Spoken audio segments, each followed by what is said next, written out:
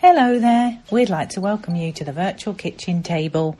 We're Erin from Ever Learning, Ashley from Ashley as Mama and Storytime Shelves, and myself, Hayley from Taking a Kinder Path. We're gathering for conversations about family life and home education, particularly unschooling, which is sometimes known as self-directed learning, or as I like to call it, natural learning. We'll be sharing our experiences and ideas, learning as we go. We hope you'll pull a chair up to the table and join us.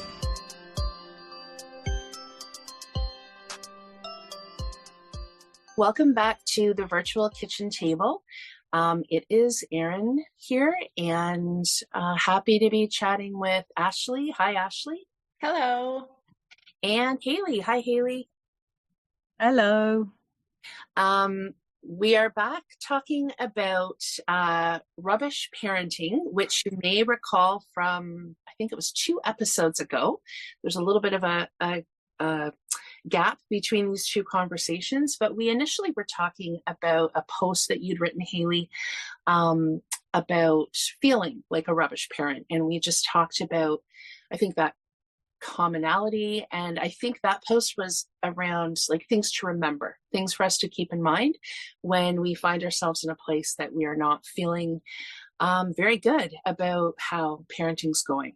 And then you followed that post up with like actionable steps. So this is great. This is another post about rubbish parenting. This one's called What to Do When You Feel Like a Rubbish Parent, 13 Steps to Dealing with Parenting Doubt. So I would recommend that anybody who's listening to this one, I mean, you don't have to listen to both, but it might be a good starting point to go back and listen to the initial post about kind of those common feelings that we often have as parents and some things to remember.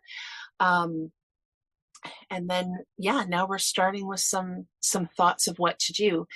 And which I think is really helpful, Hayley, because, sometimes even if we can't find the right thing to start with, just knowing that we're doing something can be helpful. So I'm excited to kind of dig into this a little bit. Is there anything else to think about before we kind of dive into the first idea that you offered? Well, I guess the first thing I want to say is I actually read this post again this morning and realised there were a lot of broken links in there. So I apologise for that. And I'm going to actually look at it again and try and tidy all that up. But I also, it reminded me the first kind of section before I go into the actions, I actually say, which I know I said at the end of the last blog post as well, that it seems a little harsh. What I said at the end of the last blog post and what we were talking about at the end of the podcast that we did on that first post was about the fact that we need to move on from that kind of feeling rubbish, that we don't want to dwell there. And I just think maybe the wording that I used seemed a little harsh, but I think the sentiment, like I say in this blog post, is hopefully a really positive one, because what I don't want is for us to get for any of us, to get lost in that kind of feeling badness. What we really want is to be able, like you said, Erin, to take some action, I guess, and make ourselves feel a little bit better, because once we start feeling a little bit better, then we tend to be able to have more space for other people and more compassion for other people, and more if we can be kinder to ourselves, then generally we can be a little bit kinder to everyone else as well, can't we? So I think that's really hopefully it's a helpful thing. It's not meant to be a kind of I don't know, it's not meant to be having a go at anybody. It was a bit of a pep talk for myself, basically, which is what I said last time. It was about, I was feeling very much like a rubbish parent, I think, at the time when I wrote the blog post. And I feel like that a lot of the time, it's something that comes and goes, isn't it, for all of us, to varying degrees. And I guess what I wanted with this post was to try and give people some options for. It's not that we have to do all of the things that are in this blog post, but hopefully some of them will resonate with people, and they'll feel like that, like you say, there's just a starting point maybe for something we can do to start making ourselves feel a little bit better. Hopefully that's what the intention was. Well, Ashley, or sorry, Haley, I think you have, like, I seem to remember other conversations we've had when we've talked about, um, you offer ideas often in the form of a list, often with links to kind of follow up on. But I think before we, and I can't remember what episodes they would have been, but what's come up is the idea of a menu. So it's not the feeling I get when I read this post and others of yours is it's not necessarily a how to or this is what you have to do. It's like here's a menu of possibilities. And I mean, and yes, sometimes we get into these sort of difficult emotional places, and sometimes we do need to sit there for a little while and just kind of feel what we're feeling or kind of let those things come up. But yeah, at some point we usually want to move ahead. So I feel like it's really helpful to have some ideas and even if, even if one person's idea isn't a fit for us, it just kind of gets us thinking. It gets us generating ideas. And I think you've written here before you kind of give your ideas. Let me just look here. Yeah, I think you say each time we face those doubts, we get the chance to grow a little stronger and closer to our families than ever before. So I think I love the positive spin as well, that we're kind of proactively trying to think through some ideas so we don't stay stuck. Ashley, anything from you before we? No, yeah, I've been listening. I know I'm looking away from you guys, not that anyone else who's listening can see that, but as you're talking, and it just hit me as you guys were sharing now that I recently read a picture book with my youngest, and it was kind of all about what we're talking about. But this idea of, so I was just Googling that to try to remember who the author was and the illustrator. It's a really popular series. They've got lots of books. And I found the name of the book. It's called Who I Am, Words I Tell Myself. And it starts with this whole idea of how sometimes we feel down, discouraged, and it kind of goes into we can get stuck in those feelings, but the words we tell ourselves really matter and have an impact. And I think it even starts by saying, it's okay to feel like what you were just saying, Erin. It's okay to feel because we're human. So, feel your feelings, but then it talks about like how to move on. Mhm. I can't remember all the different messages in it, but like my youngest and I have read it a couple times now because, I mean, probably it's good for me to hear. I know that. But I'm hoping that, he's very open to listening to those types of books where I know that that's not, my oldest doesn't really enjoy those types of books, but it's really a lot about what we're talking about in this idea of like it's okay to have those feelings and like those hard feelings that don't feel good. So it's not about ignoring them, but it's also, don't get stuck in them and different ideas of how to move on. I think it's pretty practical in the book too. So that just came to mind while you guys were both sharing. Okay. Oh, we'll put that in the resource list. We'll link that. Sure, I'll send you that. Yeah. Okay. Okay. So, Haley, I was chuckling a little bit because we're just getting started, and your first idea is hit the brakes. So I'll just read a little bit of what you put here, and we can kind of see what comes up. So you say, let's just slow down for a minute. One thing I neglected to mention in my previous post was the speed at which our negative thoughts, in this case, our parenting doubts, can grow. Like rats, doubt breeds at alarming rates, especially if we're prone to pessimism, and we all are. So to stop our doubts from spiraling out of control, we need damage limitation. Let your doubt know you're onto it and call a halt. Okay, so the way that I interpret that for me, I'm sure it's different for everybody. I would picture that for myself, like those moments of self-talk where you can almost feel yourself spiraling, and sometimes you literally have to give yourself some sort of verbal message like, okay, let's slow down. And then I think physically it can be, taking a deep breath, taking that space. But when I read that, Haley, I picture it as a very like clear message that we send to ourselves, that we remind ourselves, like, okay, let's just stop or slow down for a minute, and and take stock of the situation.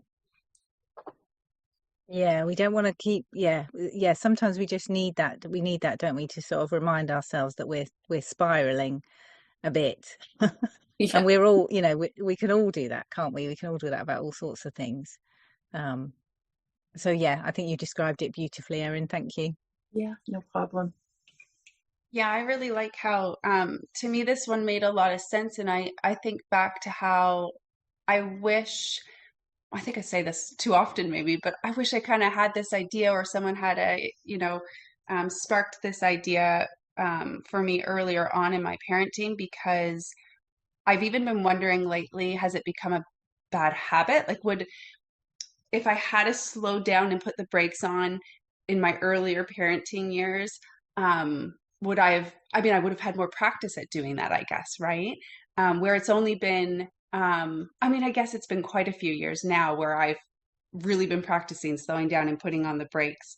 But it's what you said, Erin, like that's what it is for me as well. Like it's almost just realizing the value in being aware that that's going on is can make a really big difference. And then practice like what that actually looks like for me sometimes, of course, depending on the situation. And now that mine are older, like I have the option to walk away, like to remove myself from whatever it is that might be getting my thoughts going. So just walking away sometimes to give myself space and time. I'm going to say distract myself. I use that sometimes. And I say that not to say like to ignore my feelings or thoughts, but almost making that conscious choice to not let myself spiral and say, okay, I'm not doing that right now because I'm not feeling calm enough, or I've been doing that too much lately, or that's not going to be helpful right in this moment. So I'm going to get busy doing something else and I'll return to this later if needed. And then the other thing that comes to mind with this one that I've noticed for a real long time for myself, and I think I realize that this probably isn't true for everyone. Lots of times I go to bed at night. Well, this part might be true for a lot of parents. Lots of times they go to bed at night and feel like a rubbish parent. I think I mentioned that in the last episode. Typically, okay, so sometimes in the morning I wake up and can still feel like a rubbish parent, but it's always less, right? Like it's always a little bit better. It doesn't feel as bad. It makes me think of that, is it like marriage advice where people would often say like, don't go to bed mad. So sometimes I think like just stop the thoughts about how bad of a parent you are or how horrible of a job you did that day. Just if you can shut them off, go to sleep. It won't feel quite as bad in the morning, rather than staying up trying to think about what I should have done better or whatnot, right? So Mm-hmm. it's just, the slowing down, I think, giving ourselves that space and time, because what good is it to spiral Mm-hmm. and just feel worse? When you say that, it's reminding me of like, I don't know, I might have to think about this longer. So I don't know, but it makes me think about like compartmentalizing. I can't remember what you said, something about, I think it was my image. I kind of picture putting something in a box for a period of time. And sometimes I get a little bit annoyed with some of those ideas because I think, well, sometimes things sound a bit easier than they actually are. But I do find that, and this thing with sleep is interesting because it's interesting how our systems can also, we can trust our systems at times to do some of this work for us or protect us. Like I've had times where I've gotten up in the morning and I sometimes have, different things happening with people in my life that can be quite, their lives can be in a difficult space and it can feel very hard at times. And there have been times where I've gotten up in the morning and I've gone to like attend to something and something will hit me. I'm like, oh, I need to get this done by 9:30, and it can be something quite important for somebody. And then I'll think, wow, it's amazing that I just went right to sleep last night And I didn't even, and I think about how stressed out I would have been if I had been thinking about, I'm not sure I'm describing this very well, but suddenly in the middle of my morning, I'll realize how big something is. And I'll be thankful that somehow I was so tired the night before that I just slept very well. And then it kind of like, it's almost like it reappeared in my mental inbox in the morning. But it's not that I didn't know that was happening the night before, but there's just a point that your system says enough. Am I making, I don't, I'm thinking as I go here, so maybe I'll come back with this. But on the one hand, I think we're talking about, when we talk about hit the brakes, and what was this one? This one was talking about, well, I think, yeah, hitting the brakes. And I think we're about to talk about staying in the present moment. On the one hand, we're being intentional. And so we do have that opportunity to be able to give ourselves messages. And we do have lots of control over how we feel about things.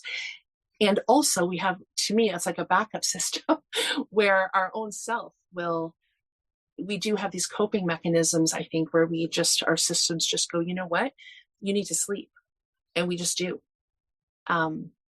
Yeah. So anyway, that's just kind of what that brought up to me, Ashley, is how interesting that is when things like that happen. But I think that feels really reassuring as well, doesn't it? That I think it is true that sometimes we get to the point, where we can't do anything more, and we can't think anything more, and we just, like you say, our bodies just think, right, just sleep, and then tomorrow you'll deal with this. And that's that's a good thing, I think, isn't it? Sometimes it's what we need. Yeah, I think so too. And it feels like, I mean, I always like thinking of options. So it feels like we have two kind of, we can have choice and intention. And also sometimes we can rest from having to make those decisions and kind of let our brain rest and do what it needs to do. So, okay. So kind of related to this, the next point is get back to the present moment. So I won't read through the whole thing, but I can read a chunk of it here just to give us a bit of a starting point. So it says, many of our worries about parenting arise when we're obsessing over the past or projecting into the future. Preoccupied by failure or future-proofing, we miss out on the moment. And this moment is all we have. Here's where we live our lives and build our relationships. Life is a series of moments. Moments we can learn from, moments we get to leave behind, and moments we can choose to embrace. Slowing down our frantic thoughts allows us to take full advantage of each precious moment. I am going to read the whole thing, actually. It's not as long as I thought. In practice, this might look like a grounding exercise, such as the 5 senses, paying attention to our immediate environment, noticing 5 things we can see, 4 we can hear, 3 we can feel, 2 we can smell, and 1 we can taste. And then Haley, you list some additional, like there's a link to some additional exercises and ideas.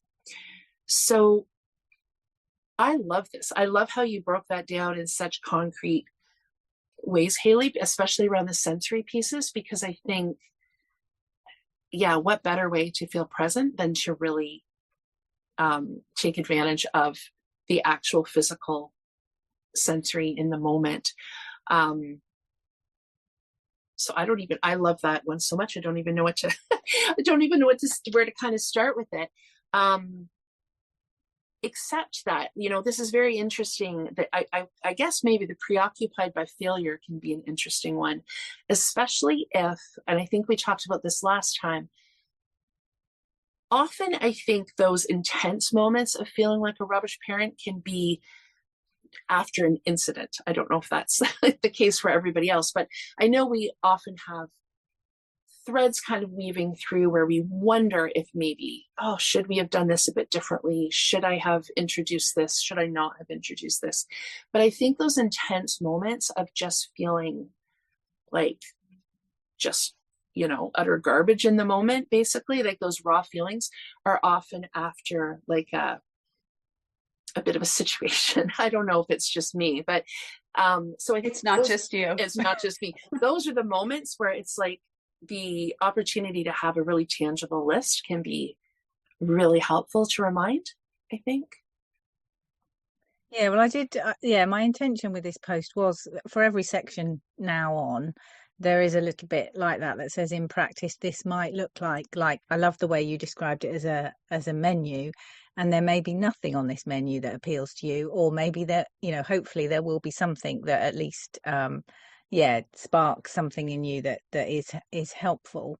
But I also I think I quite like the bit about thinking about the present moment. I think that's really tough sometimes to try and be in the present moment because it it it is so natural, I think, for us to think about what's happened in the past and to worry about what's going to happen in the future. That's kind of we spend a lot of our time, I think, in those two extremities, don't we?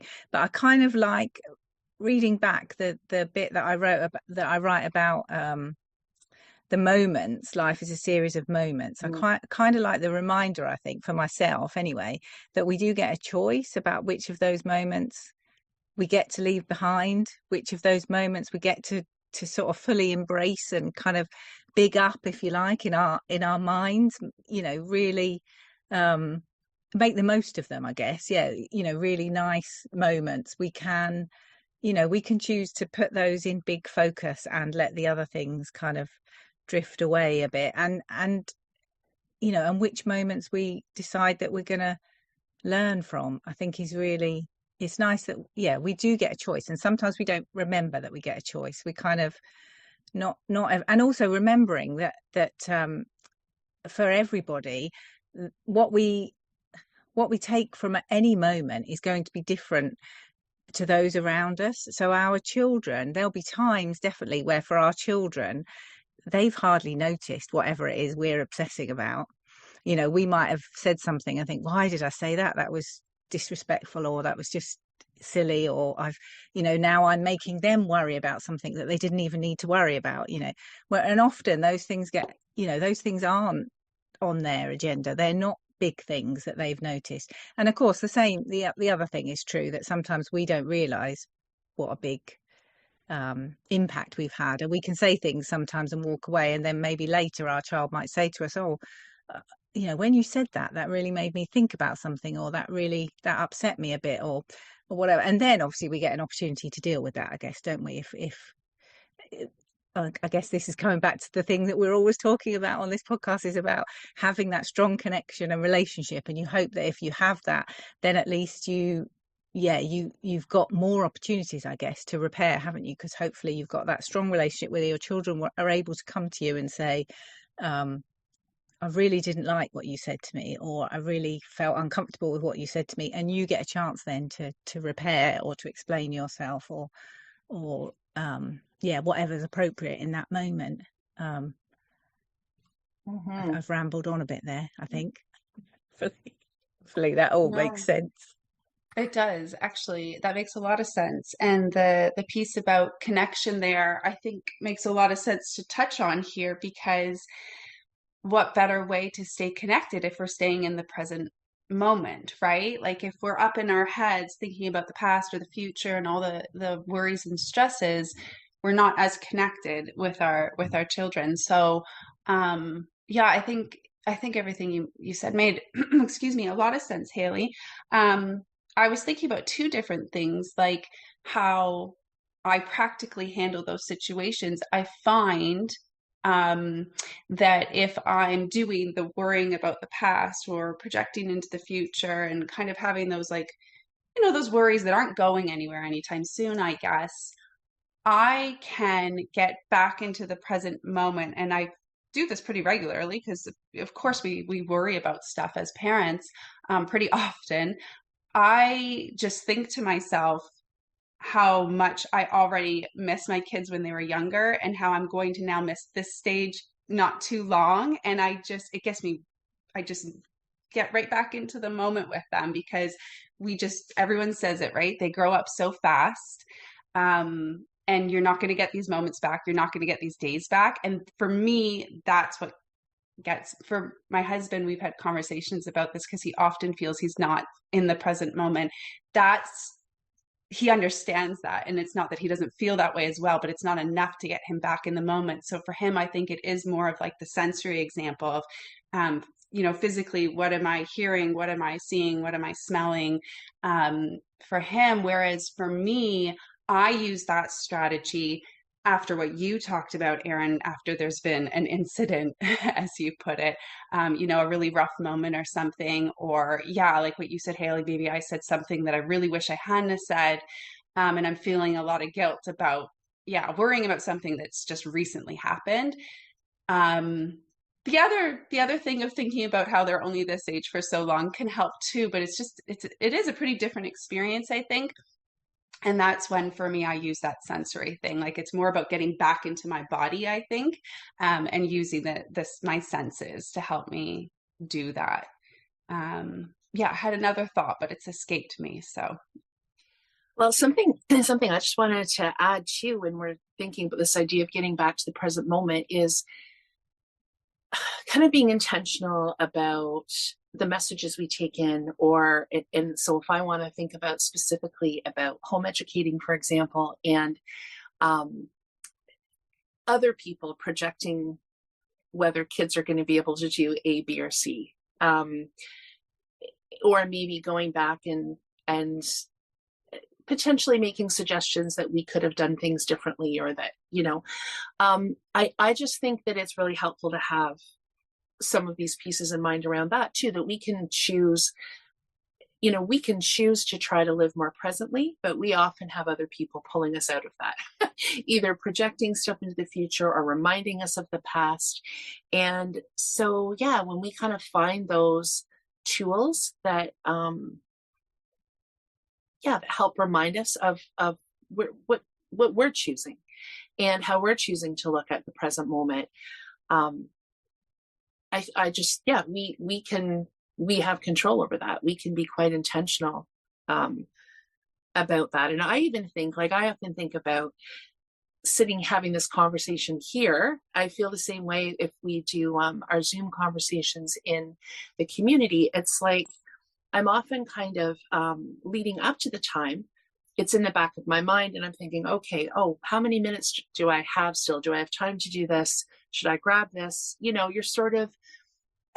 I'm in the moment, but I'm preparing to be on time for something or whatever. And I think having these kinds of opportunities to just really sit and have concentrated conversations, like I always feel so in the moment when we have these, and we finish the conversations, and it's like time just moves a little bit differently. I don't know if it's faster or slower, but it just feels so authentic. It feels like I've really experienced, I mean, our episodes are quite long, so really experienced the last 2 hours.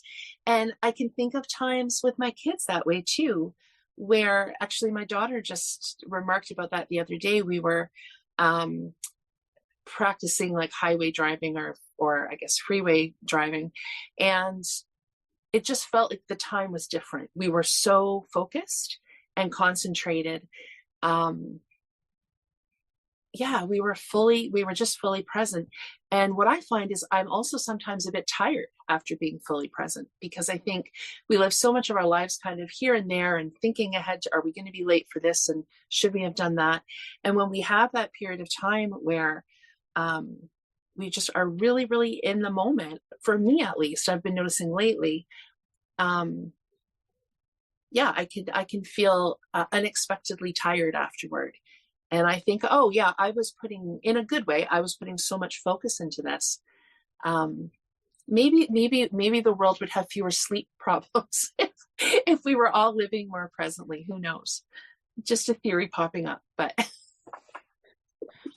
I really like that, idea. Erin. I just wanted to add that you just made me think how maybe that's another, practical idea, because I can relate to what you're saying. And when you hear others talk about the importance of finding like mutually enjoyable activities with your kids, I know I heard it a lot more when my kids were younger, and you'd hear parents say, my kids are always wanting to play these imaginative games, and it's so hard for me to really enjoy it. And I started hearing advice like, it's okay to not enjoy that type of play. And, it's not to say don't engage with them with that type of play, but it's important to find something that you both enjoy. And of course, if you're both enjoying something, like when I was sitting down trying to force myself to play the imaginative games, when I really wasn't in the mood or it wasn't my type of play, that's when I really had to work hard to be in the present moment. But like what you were describing there, the way I heard it anyway, was if you're both, and it doesn't even necessarily need to be something really fun. It could just be something that you're both really focused on. Of course, you're going to be in the more present moment. So just while you were sharing that, I thought, yeah, that makes a lot of sense. And to me, that sounds like a very practical, um, another practical idea to stay in the present moment. If you really engage in activities with your kids, that they're really getting something out of it, but you are as well. I hope that made sense. Yeah. Okay. Yeah. No, it did. It's giving me more to think about. It's good. Okay. Oh, this is a lovely one. Be grateful. Despite our best efforts, those parenting doubts might still be cycling through our minds at a rate of knots. Mindfulness is a practice and requires repeated effort, but the more we give it a go, the more likely we'll feel the benefits. The same is true for gratitude. Being grateful doesn't always come easy, but we can build those gratitude muscles with daily practice. Even in the midst of our worst doubting moments, we can be grateful for the messages doubt brings us. Grateful for the nod, all is not well. The reminder not to keep blundering on, making the same old mistakes. If we're willing, our doubt can be an opportunity to reflect on why we're feeling so rubbish and make it better. Oh, Haley, there's so much good. I'm always like, how much do I read here? Okay, I'm going to continue on a little bit more. And while we're on the subject of gratitude, taking stock of what's going well in our lives and looking for what we appreciate helps us shift from despair and raises our energy and enthusiasm to face our doubts full on. And then again, you give says in practice, this might look like actively noticing the positive and listing 5 things we're grateful for, starting a gratitude journal and using it daily, repeating affirmations or chanting mantras, mighty powerful tools to jolly along the mind and help us move in a more peaceful direction. Okay. Okay, so lots of good stuff packed in there. I don't even know where to start. So I do think gratitude requires, I shouldn't say it requires, I think it's helpful to practice gratitude, particularly maybe for certain people. I think, some of us do have more of a tendency toward glass half full, and others, I mean, we both can slide to either direction, but I think particularly for some people, it can be helpful to get into a practice. And I'm curious for people, like we talked about this in our list episode, how I was, I loved that episode we did talking about lists, and I was trying to figure out like, where did I fit in there? Because I don't feel like a list person. And I'm also not a journaler, which is interesting because I do so much writing, but I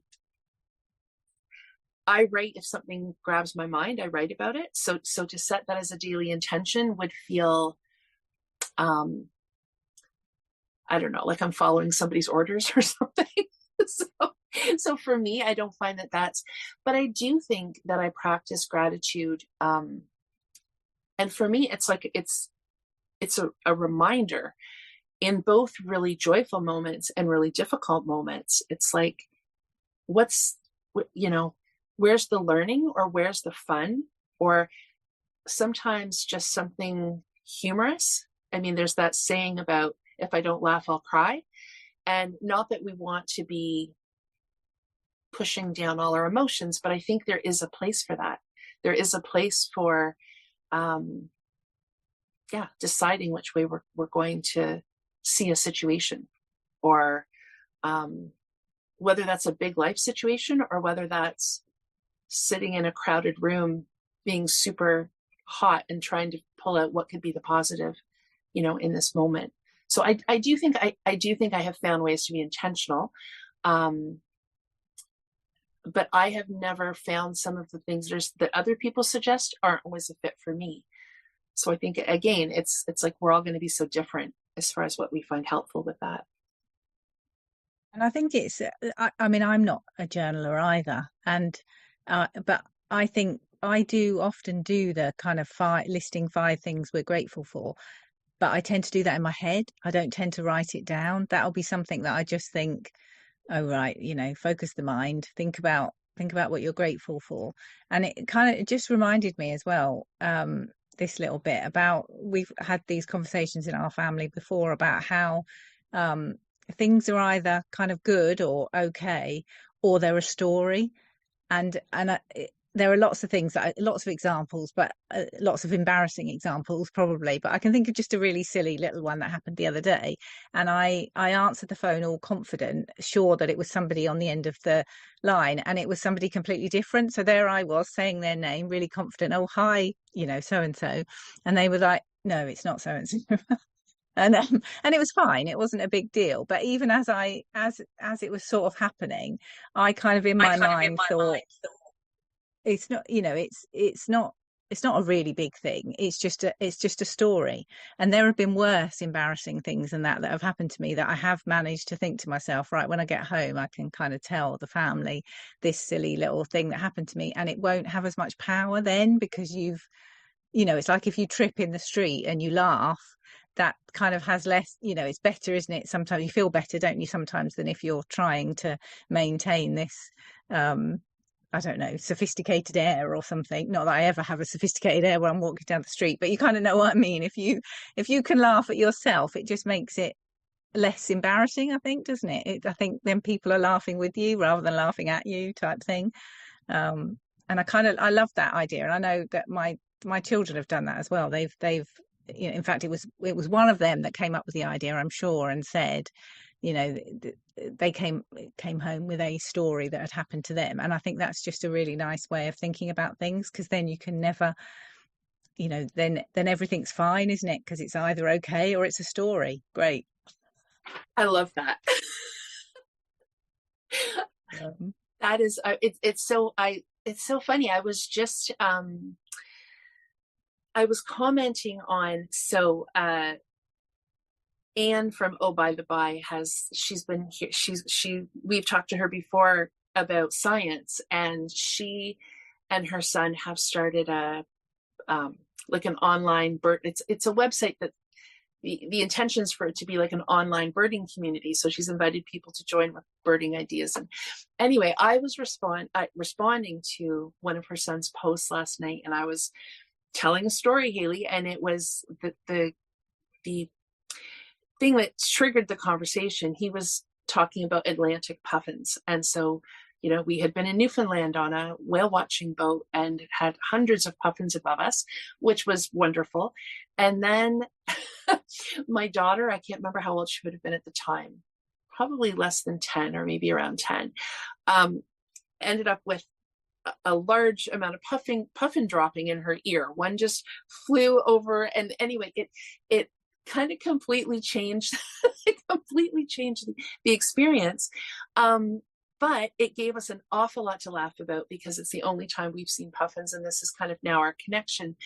But then also, I find if we dig into that a little bit, there's often like a story attached to the story. So then there's a story of reporting this back to my husband, to her dad, who's already a little wary of outdoor adventures, and then very protective of her. So then that became a funny story, if his personality and his reaction to it.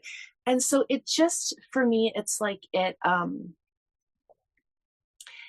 just creates like an energy of fun and joy about life that so often, and I think we've talked about this, actually having an episode about stories and the different ways we can look at the same situation.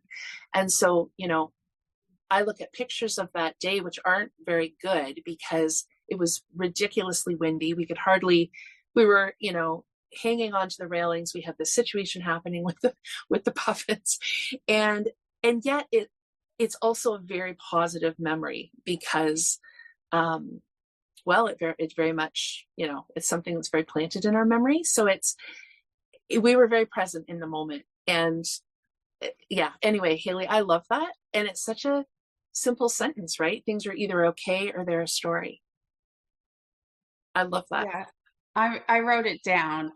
It's obviously not a completely new concept to me, but as you were talking about this, both of you, I had like a light bulb moment went off where I was like, this is something we need in our family that I mean, maybe we do it, but I don't think we do it in this way. And I really think it's a helpful, I'm going to call it a strategy, um, because I don't think I'm always good at doing that. And I would like to practice that myself for myself, but also to model it for my kids because yeah, you're right. And there's so many situations that often come up all throughout life where yeah, you can take it off as a story. And I love the idea of, what you can do with an experience when you share it with someone else. So anyway, I jotted that down.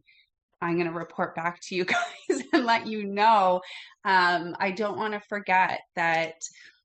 I'll have to really think about how I'm going to do that because I don't think I naturally do that. And I'm even thinking as I'm talking back to my family, like back to my childhood and my sisters. It's probably worth having a conversation with them to see if they remember us doing that as a family or if that's kind of new for them too.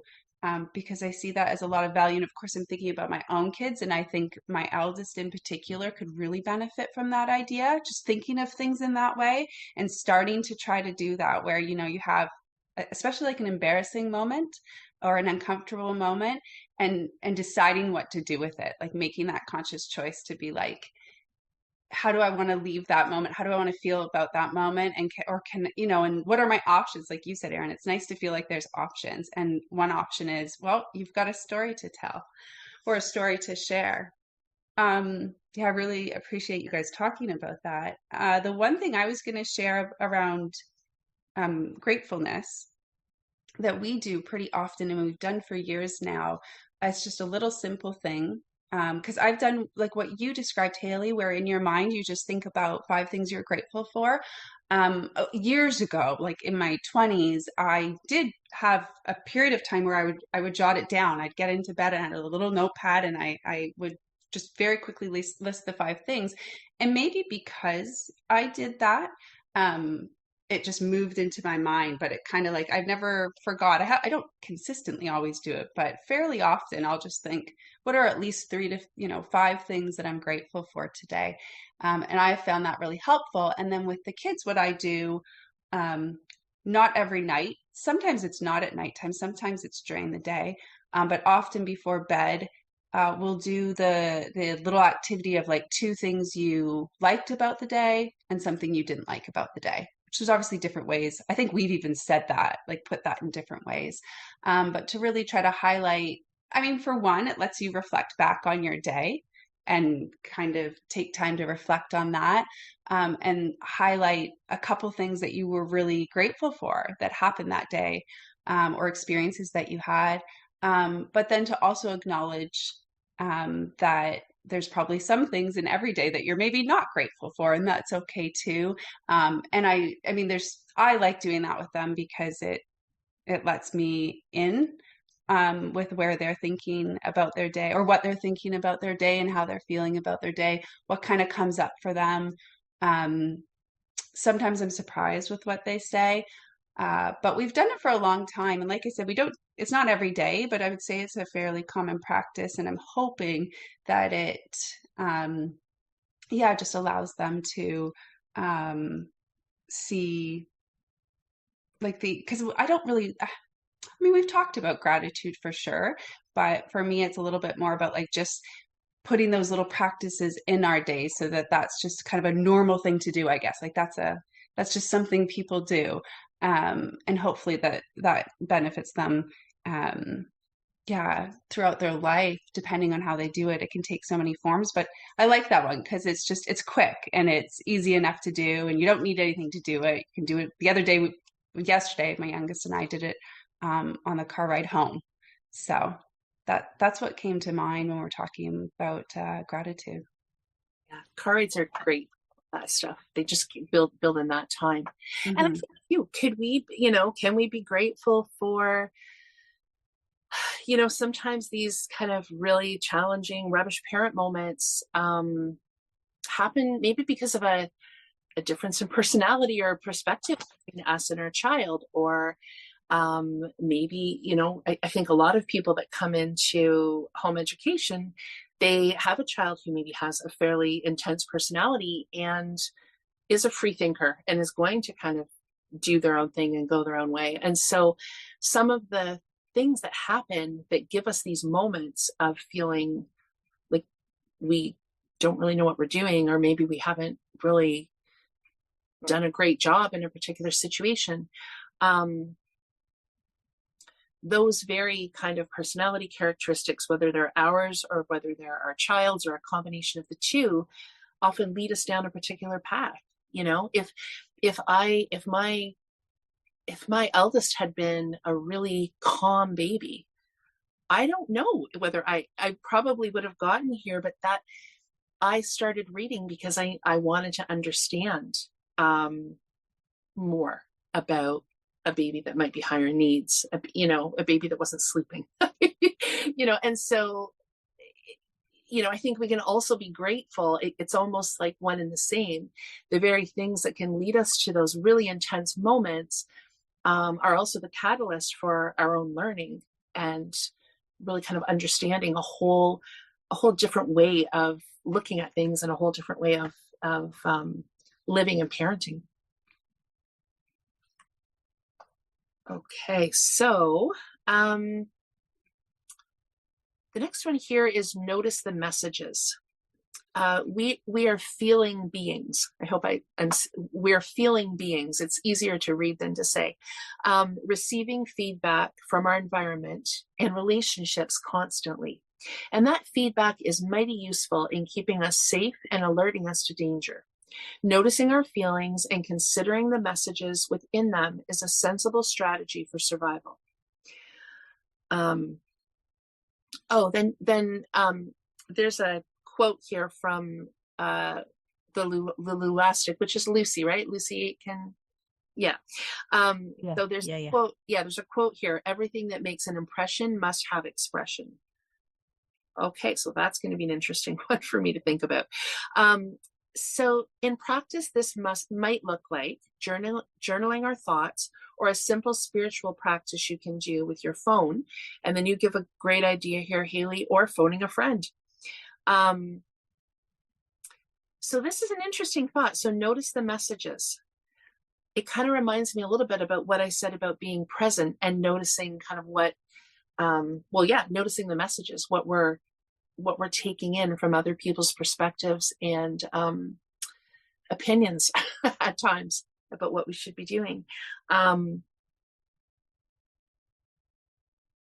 It's interesting this. I don't know whether I don't know whether this would be relevant for everyone, but it kind of reminds me of I think you did a blog post, Erin, didn't you, on external processors and internal processors? Yeah. And I'm definitely an external processor.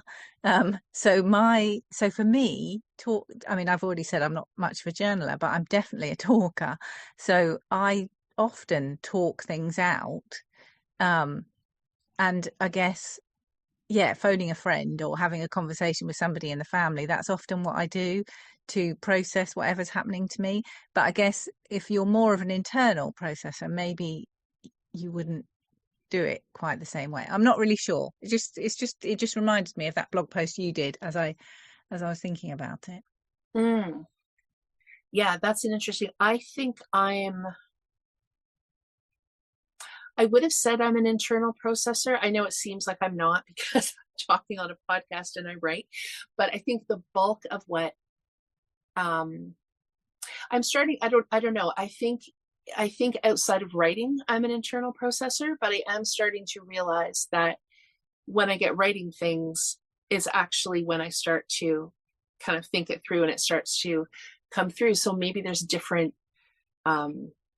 ways of thinking about internal and external processing. But yeah, that's an interesting connection, Haley. And I guess we can process things without words, which I guess is the next section in the blog post.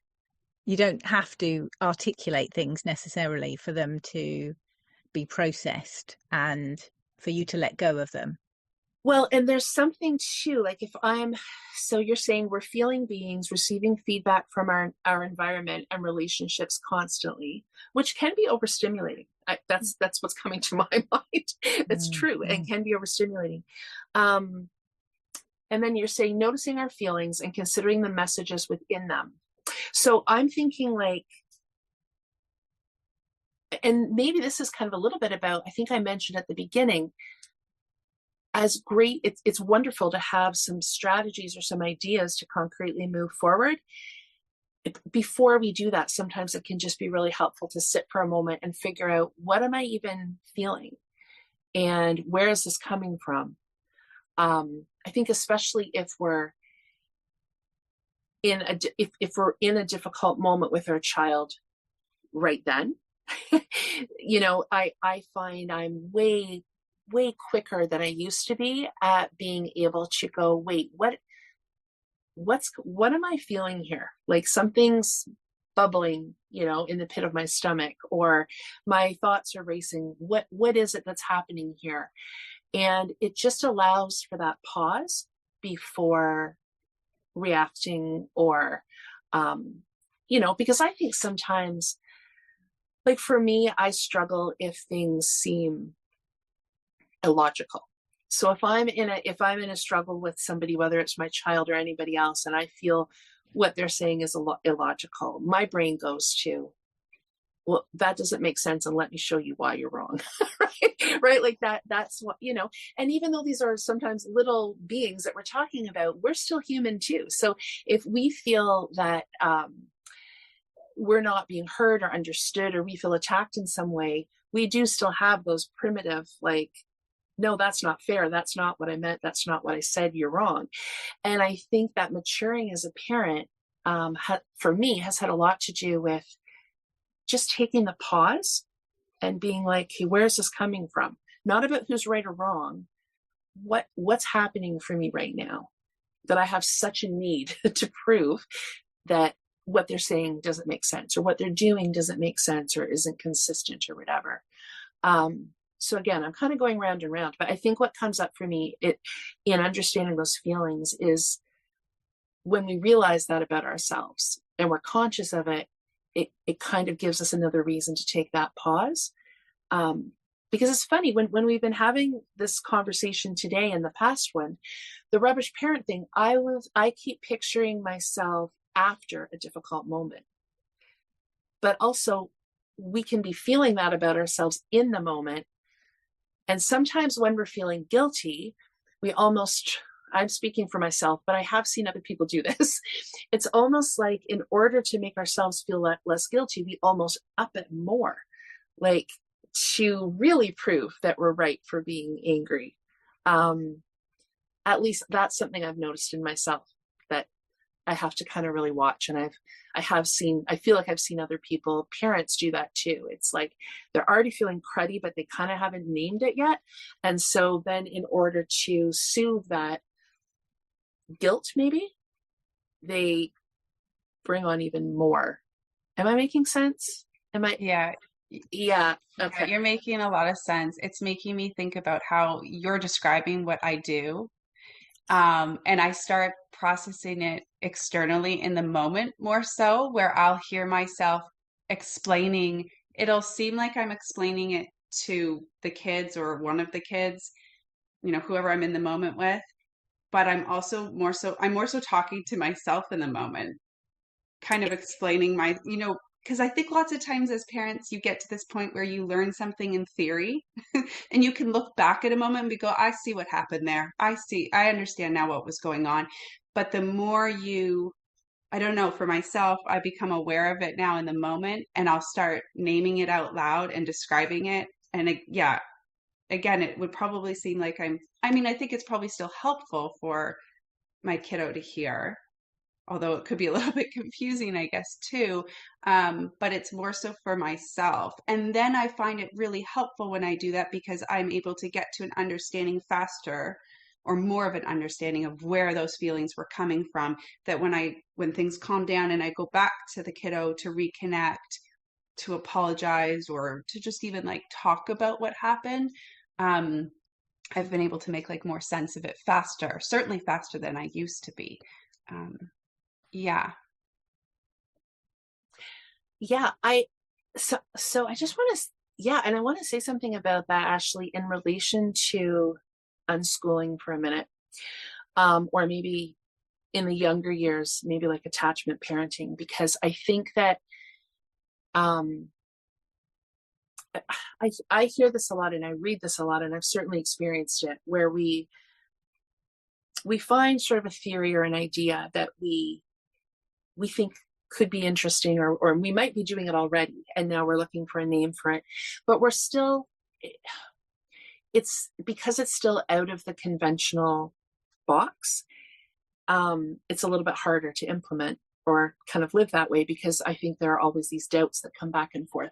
And I've heard this a lot with people, like, let's say a screen time thing. Let's just use screen time or kind of technology as an example, where parents have been doing all this reading and listening to podcasts and talking to other parents, and they kind of have these ideas they want to implement, and they maybe quickly, I guess the wording that people often use is they take away controls, or they lift controls and they open things wide open.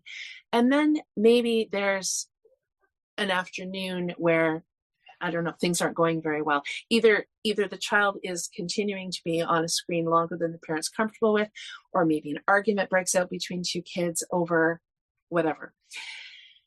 And parents go quickly. And when you're talking about this, like you're processing it externally, but it's probably a lot of internal stuff you've been working on, and all of a sudden it's coming out in the moment. And you can hear that. It's kind of like, well, we thought we'd give this a try, but it's not working here, blah, blah, blah, blah, blah. But meanwhile, the kids don't even know that you've been doing all this research.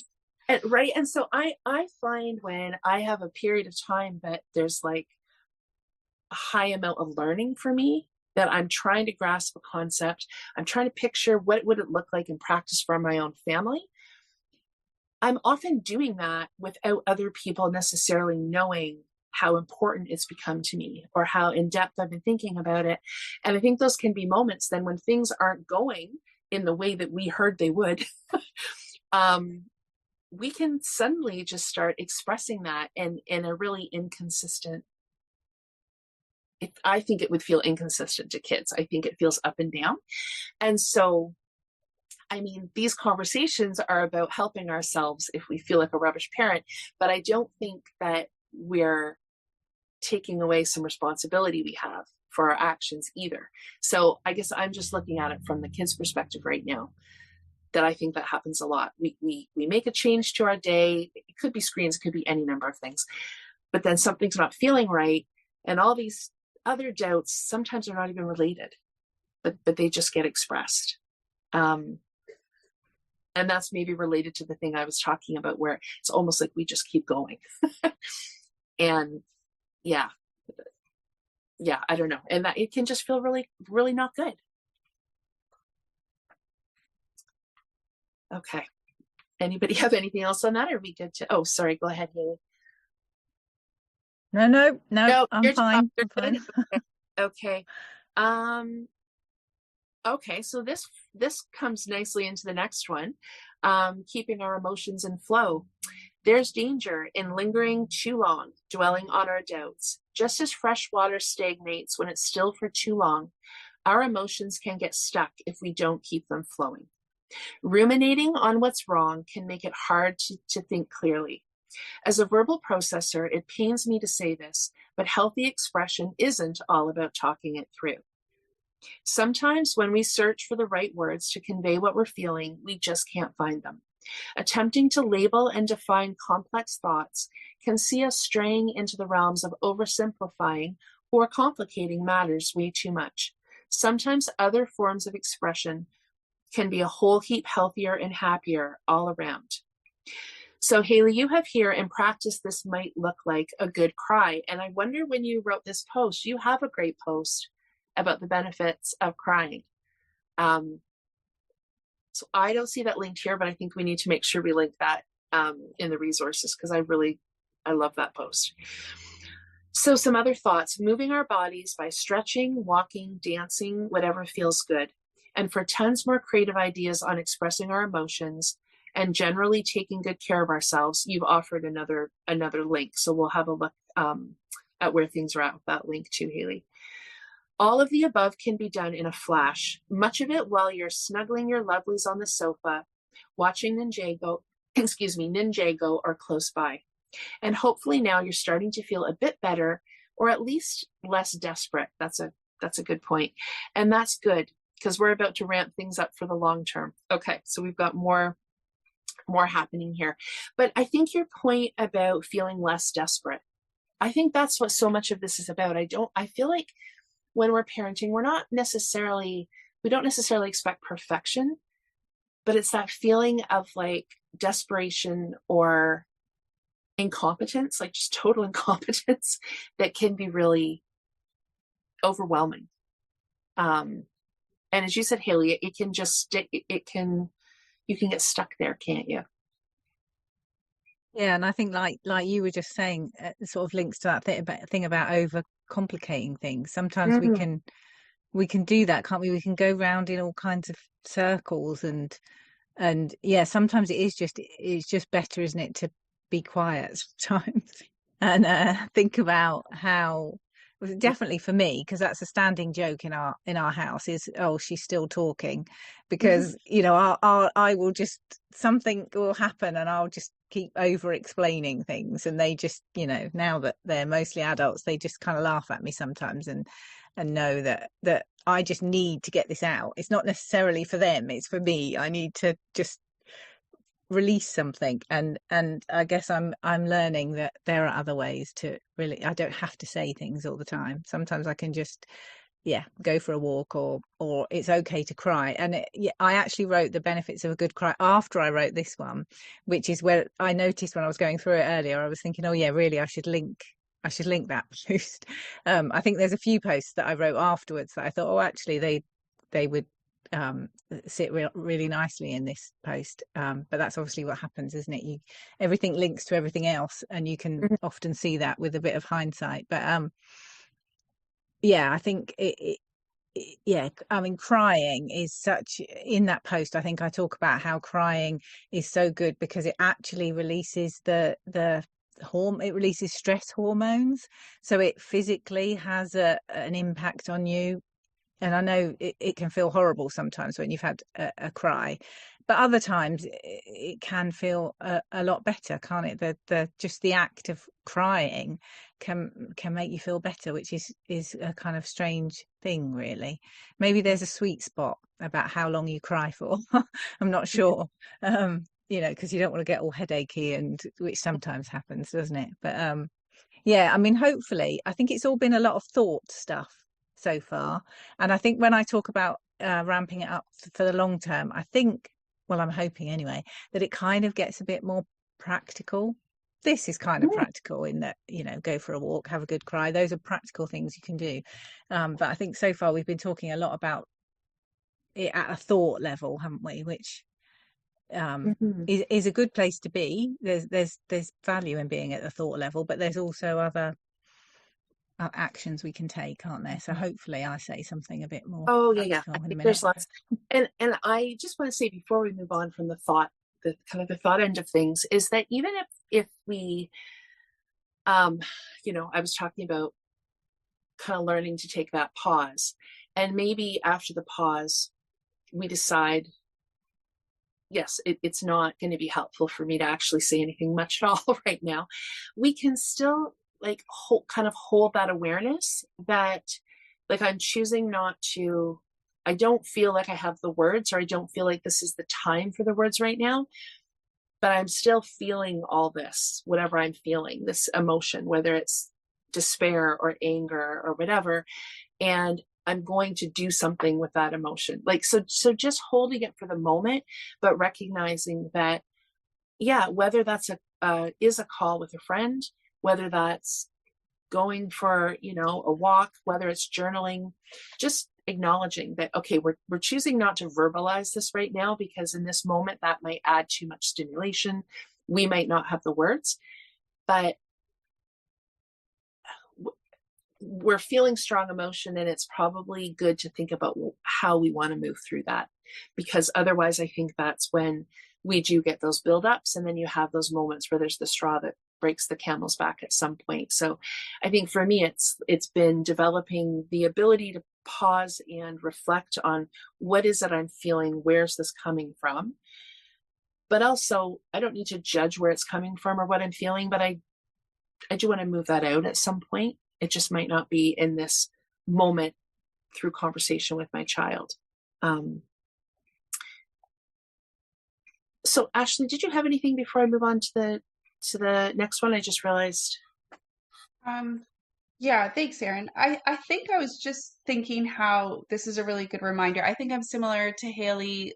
I know I get a look on my eldest kid gets a look on their face when I've been talking too much. And I think the older they get, that's just going to be a thing. And I'm learning to like just talk less and share less. But it's a helpful reminder because I think often, what comes to mind with this one for me is we're often told when, you want a healthy relationship and you're working on your relationships that communication is so important. So I find myself often in the moment thinking, we need to talk about this, or I feel like we should have a conversation about this. And of course, a lot of times that is true and communication is important, but this is just as true is that sometimes, I guess it's what you were saying, Erin, right? So like sometimes, it's better to wait and have the conversation maybe later. But I also like this idea of that it's not always about talking it out or having a conversation. There's other ways like crying. So it's just I found it a helpful reminder. And the crying thing, I was just thinking about how we're all so different too. So we all have different needs when it comes to this. Like my youngest has learned, it's been a good couple years and he's 9. He'll say sometimes when he's upset, I just need to cry. And he'll try to make himself cry. But then there's other times where he'll be really upset about something, and he's crying so much that he gets a headache. So he's really figuring out that crying's an option. Crying can feel good, but it also doesn't always feel good. Whereas my eldest is so different and rarely cries. And then I worry about, oh my gosh, we're not crying enough. So that was just a little interesting piece as well. No, thank you. That's interesting. That's interesting. And just a good reminder of how, we're all so different. And so our kids are going to be as well. And then you put that mix in of everybody and it's a lot to think about. Okay, Haley, here it's bringing it right back home to me, the essence of your website. Choosing kindness is our next one. And there's a quote here from Sandra Dodd. It only takes a second to do better. Kindness has many heroic qualities. It can diffuse tension, calm conflict, and be immensely healing. And if we want to be a better parent, kindness is a good place to start. And then you have the word now as its own sentence, which I quite like. In practice, this might look like giving our child a hug, listening to them describe their latest gaming win, or bringing them a snack just because. And if our kindness muscles need a little warming up, breaking out the baby books and recalling family stories can work wonders. And what makes the kindness lark even more amazing? Showing kindness to others helps us feel kinder to ourselves. Yes, I love how you've included this, Haley, because I think, it's so much the energy of your whole website. But I love the fact that you've put the word now kind of like as its own sentence, because I think it's like kindness doesn't have to be a lofty thought that we think, okay, when this particular situation passes, I'm going to do this differently. I'm going to do this better next time. We can do that. But the quote here from Sandra, it only takes a second to do better. Kindness can literally be deciding to give a hug in that moment. Even if we don't have the situation figured out, you know. It's just, again, if I go back to the example of being in a difficult moment with your child, if they're open to a hug, I mean, that's a whole other conversation. But if they are, yeah, that's just, that doesn't, we don't have to sit and think about that and analyze how are we going to bring up this conversation. And, but you know, you can literally just choose to make one small kind of step forward in kindness. And yeah, we can do it right in that moment. I mentioned at the beginning, I think I said when we're kinder to ourselves, that helps us to be kinder to other people. But I actually think it is a circle, and I don't think we have to start with ourselves, because sometimes that's really hard to be kind to ourselves, and sometimes it is easier to be kinder to other people, because especially if we're feeling like we're a rubbish parent, we kind of don't feel like we deserve that kindness, maybe. But maybe we do feel like our children deserve it, and so it is easier for us to be kinder to our children, and then hopefully that circle will, us being kinder to them then helps us to be kinder to ourselves, if I got that the right way around. I think it is a circle. Yeah, I think you can start at any point. It doesn't have to be one way or the other. There's not a right way for that circle to start, is there? It doesn't matter where you start. I almost feel like it builds momentum in either way round. And I do have another post which I must have written after this one, which I think something like super simple ways to help our children feel loved, something like that. And that mentions things like baby books, because I think actually you wrote a comment on there, Erin, about looking at baby books with your children, I think. And yeah, I have lots of super simple practical ways that we can just hopefully help our children to feel more loved. And there, things on there like bringing them a snack, or which I mention here. Yeah, there's lots of little things like that. And I think sometimes that can be helpful. It's a practical action that you can take that hopefully makes you feel a little bit better, because you think, oh well, maybe I did that rubbish, but at least now I'm showing them that I do love them, and that I'm not this awful person that's always shouting and always horrible, or whatever it is that you've done that's made you feel like a rubbish parent. Yeah. Well, and I think it's such a good distinction that, as you said, it doesn't necessarily matter where it starts. Or it just, it's almost the idea maybe of like, the words that came to my mind when you were saying it, Haley, is almost like inviting kindness in. Like we don't, it's just like, let's invite a different kind of spirit or vibe into this interaction. And we'll kind of, because not every child is going to want to hug in the moment.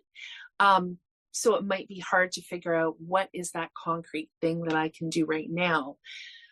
But I think just having that intention of like, okay, let's shift gears and let's kind of bring kindness into this picture. I think it just shifts our demeanor, and it's just a different feeling, isn't it? Sorry. No, that was it. Yeah.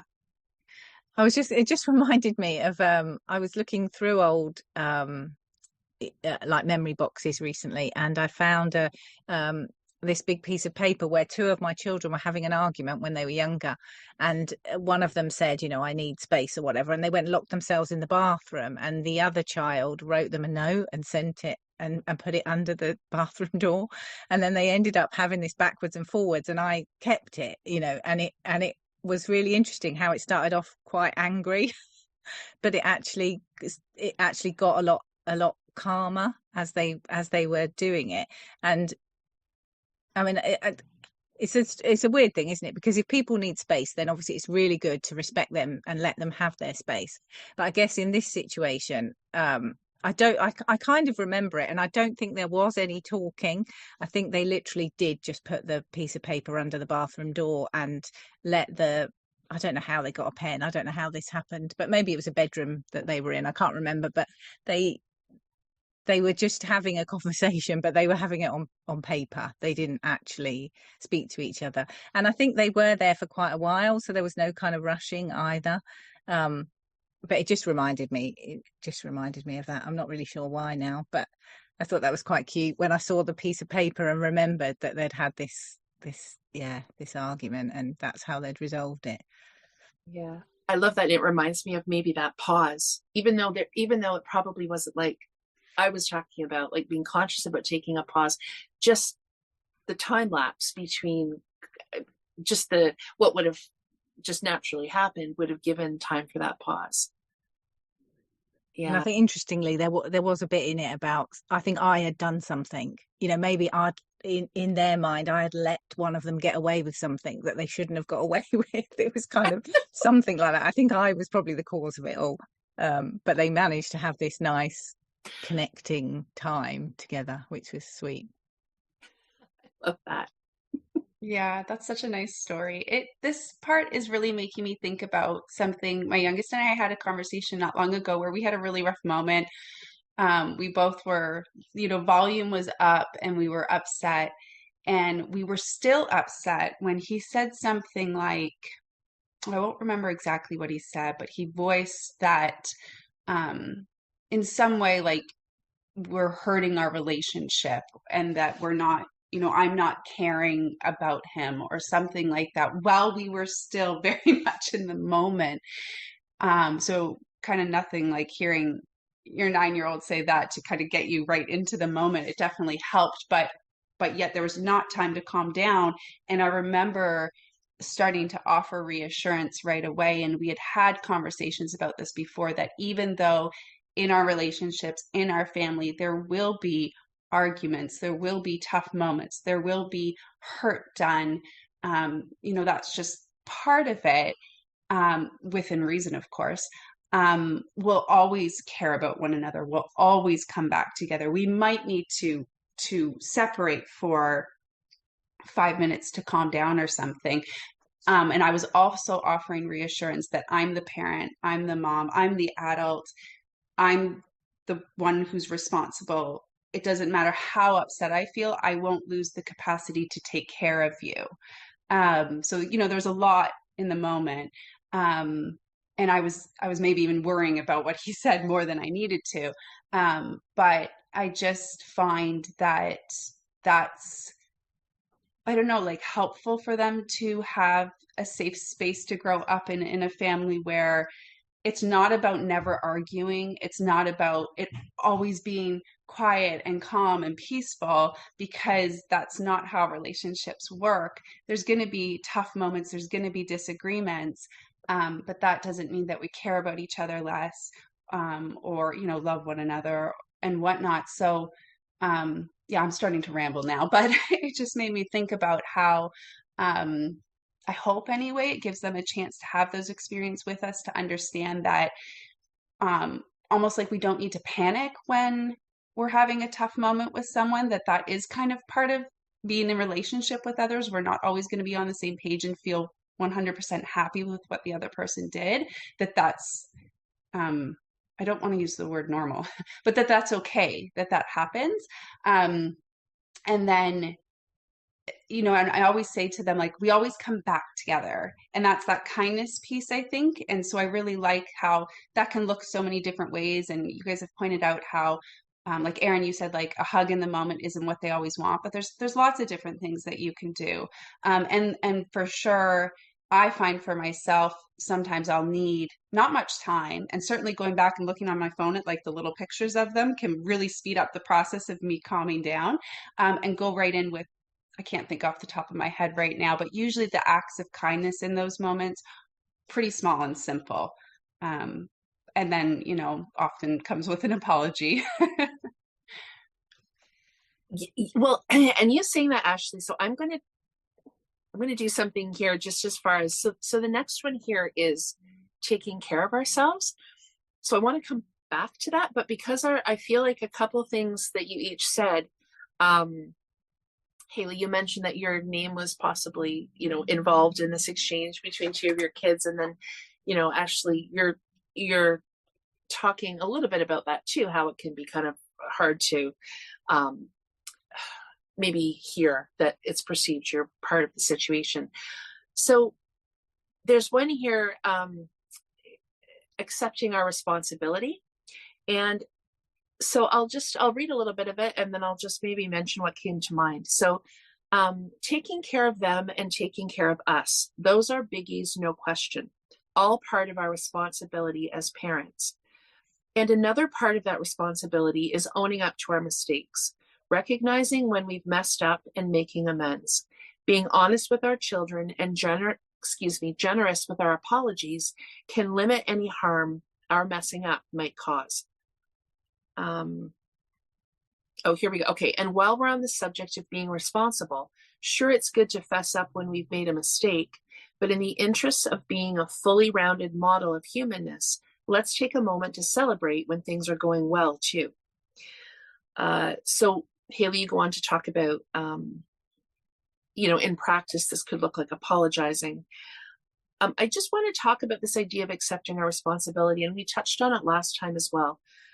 So yeah, I think like I had one parent in particular who I remember apologizing. Not over and over again, but I have a few key memories of being apologized to.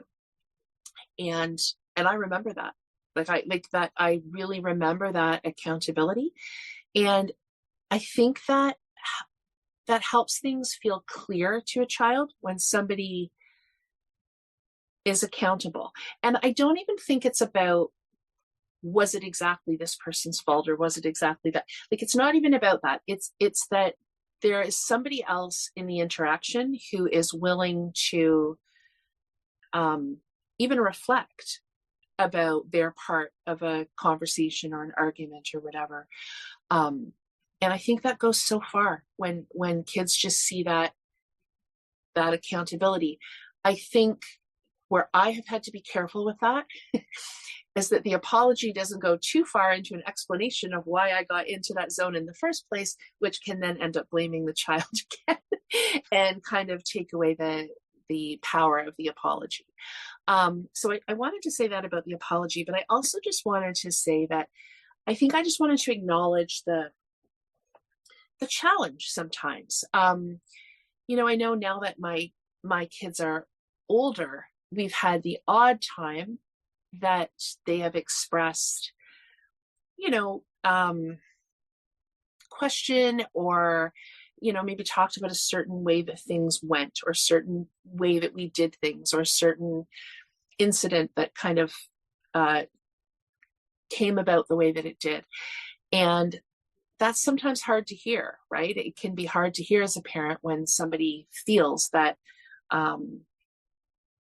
sometimes the rubbish parent feeling is because somebody tells us, maybe our own child, that they're not that keen on the way that we did, X, Y, and Z or whatever.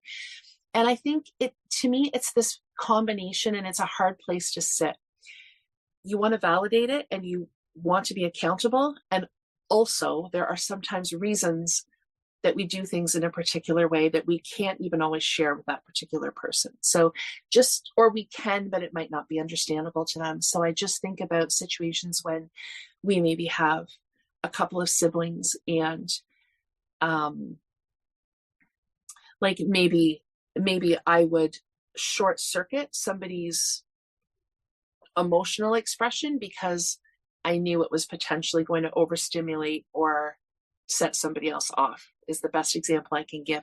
And so there are times where we're conscious that, this might not be the easiest thing for this sibling, but in the interest of the big picture of how today's going to go, or, I don't know if I'm explaining myself, but as parents, I think we need to give ourselves grace at the same time as validating how things feel for certain children and being accountable that we don't, maybe we didn't figure that out very well or whatever. So we can be accountable and also, as you said about our humanness, Haley, be realistic about sometimes the limits of what we can figure out in the moment.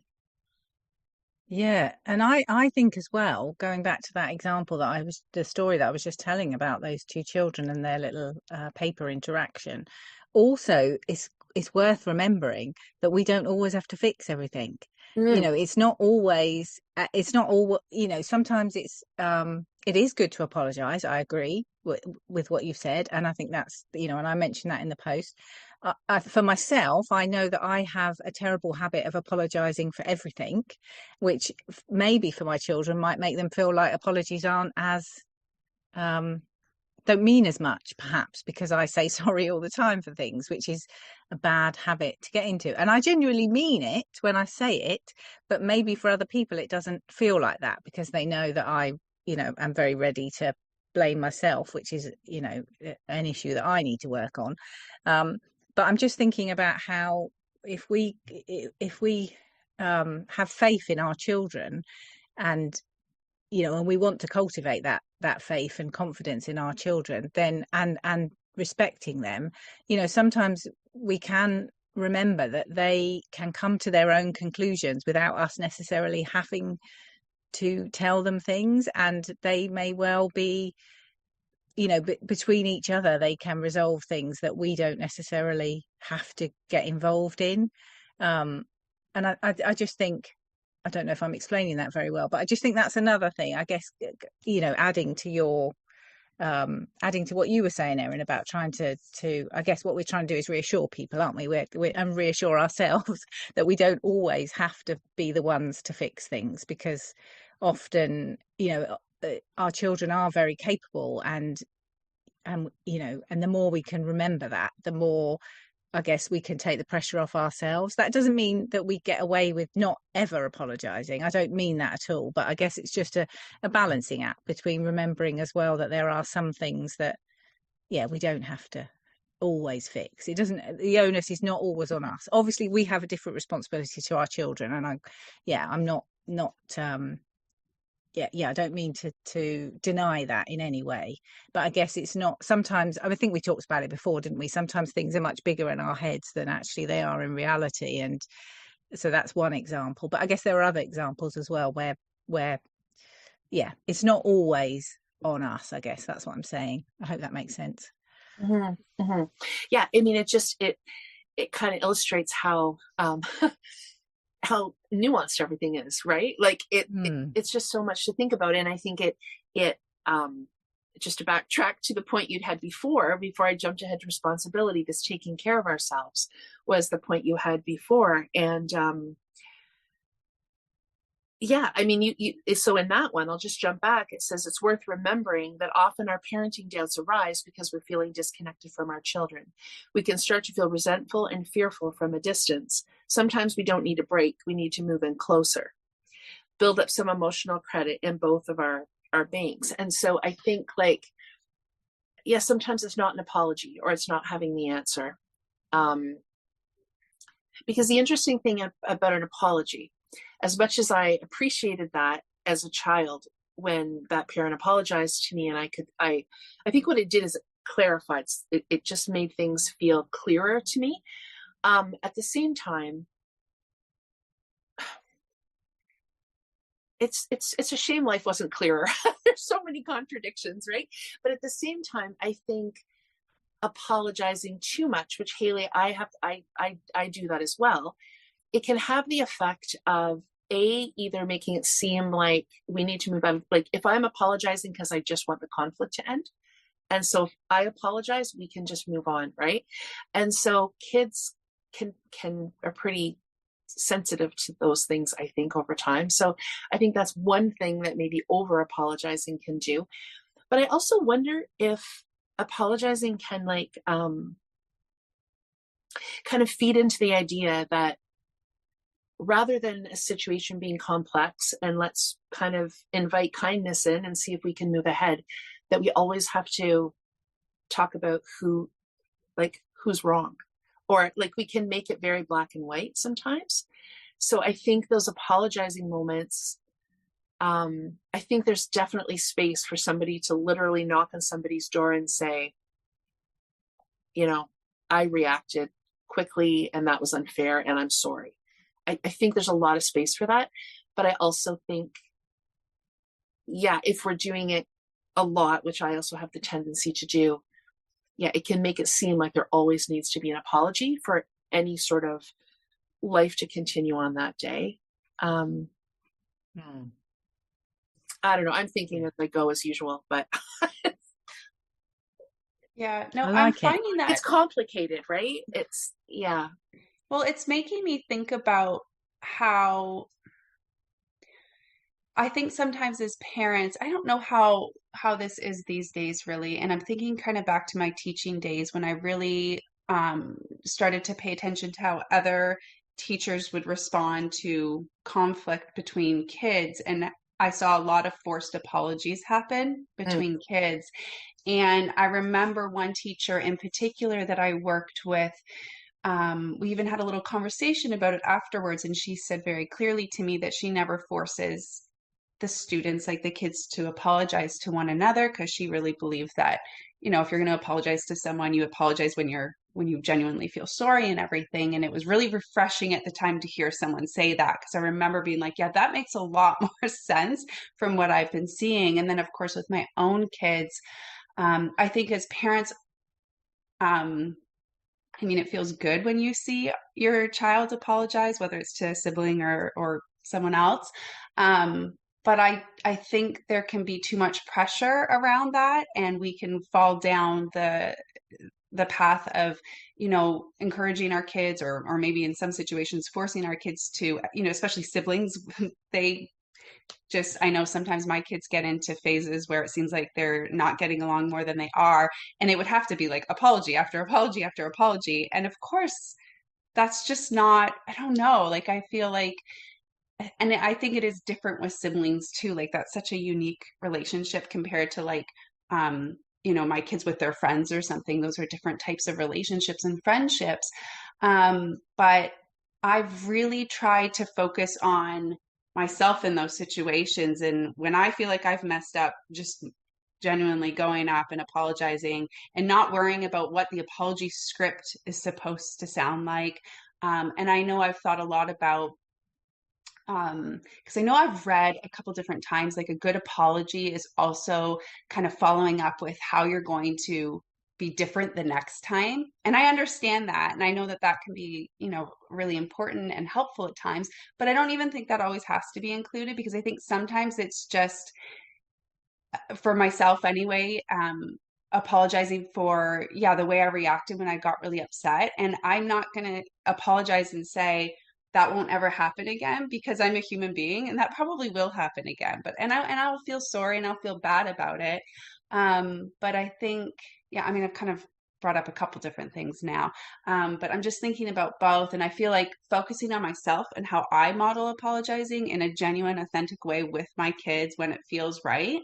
For me, that feels more valuable than, because I do have conversations with them about how they can make amends with one another at different times, but it's not all the time. And I think what I notice when I watch them is it's not needed, those apologies. I hope I'm making sense. I feel like I'm really Yeah. rambling, but like I'd be telling them constantly to apologize to each other if that's the path we went down. And they just get over things. Like they do move on. And I almost wonder if it was all about always apologizing and saying you're sorry after every little thing. I don't know, that just doesn't seem natural to me. Like I think sometimes there's just something in certain relationships where there's like an understanding maybe, that verbalizing the you know, saying I'm sorry every time isn't necessary. And I mean, of course, you could get into how there's other ways to show someone that you're sorry as well. But I'll stop because I'm rambling. I don't know if I'm making any sense. So the sorry thing is so interesting. So I'm thinking of an example at a park where there was an incident where one of my younger kids reacted defensively, physically, physically moved somebody off of them. Let's put it that way. And which begs the question why this person was continuously physically on them, right?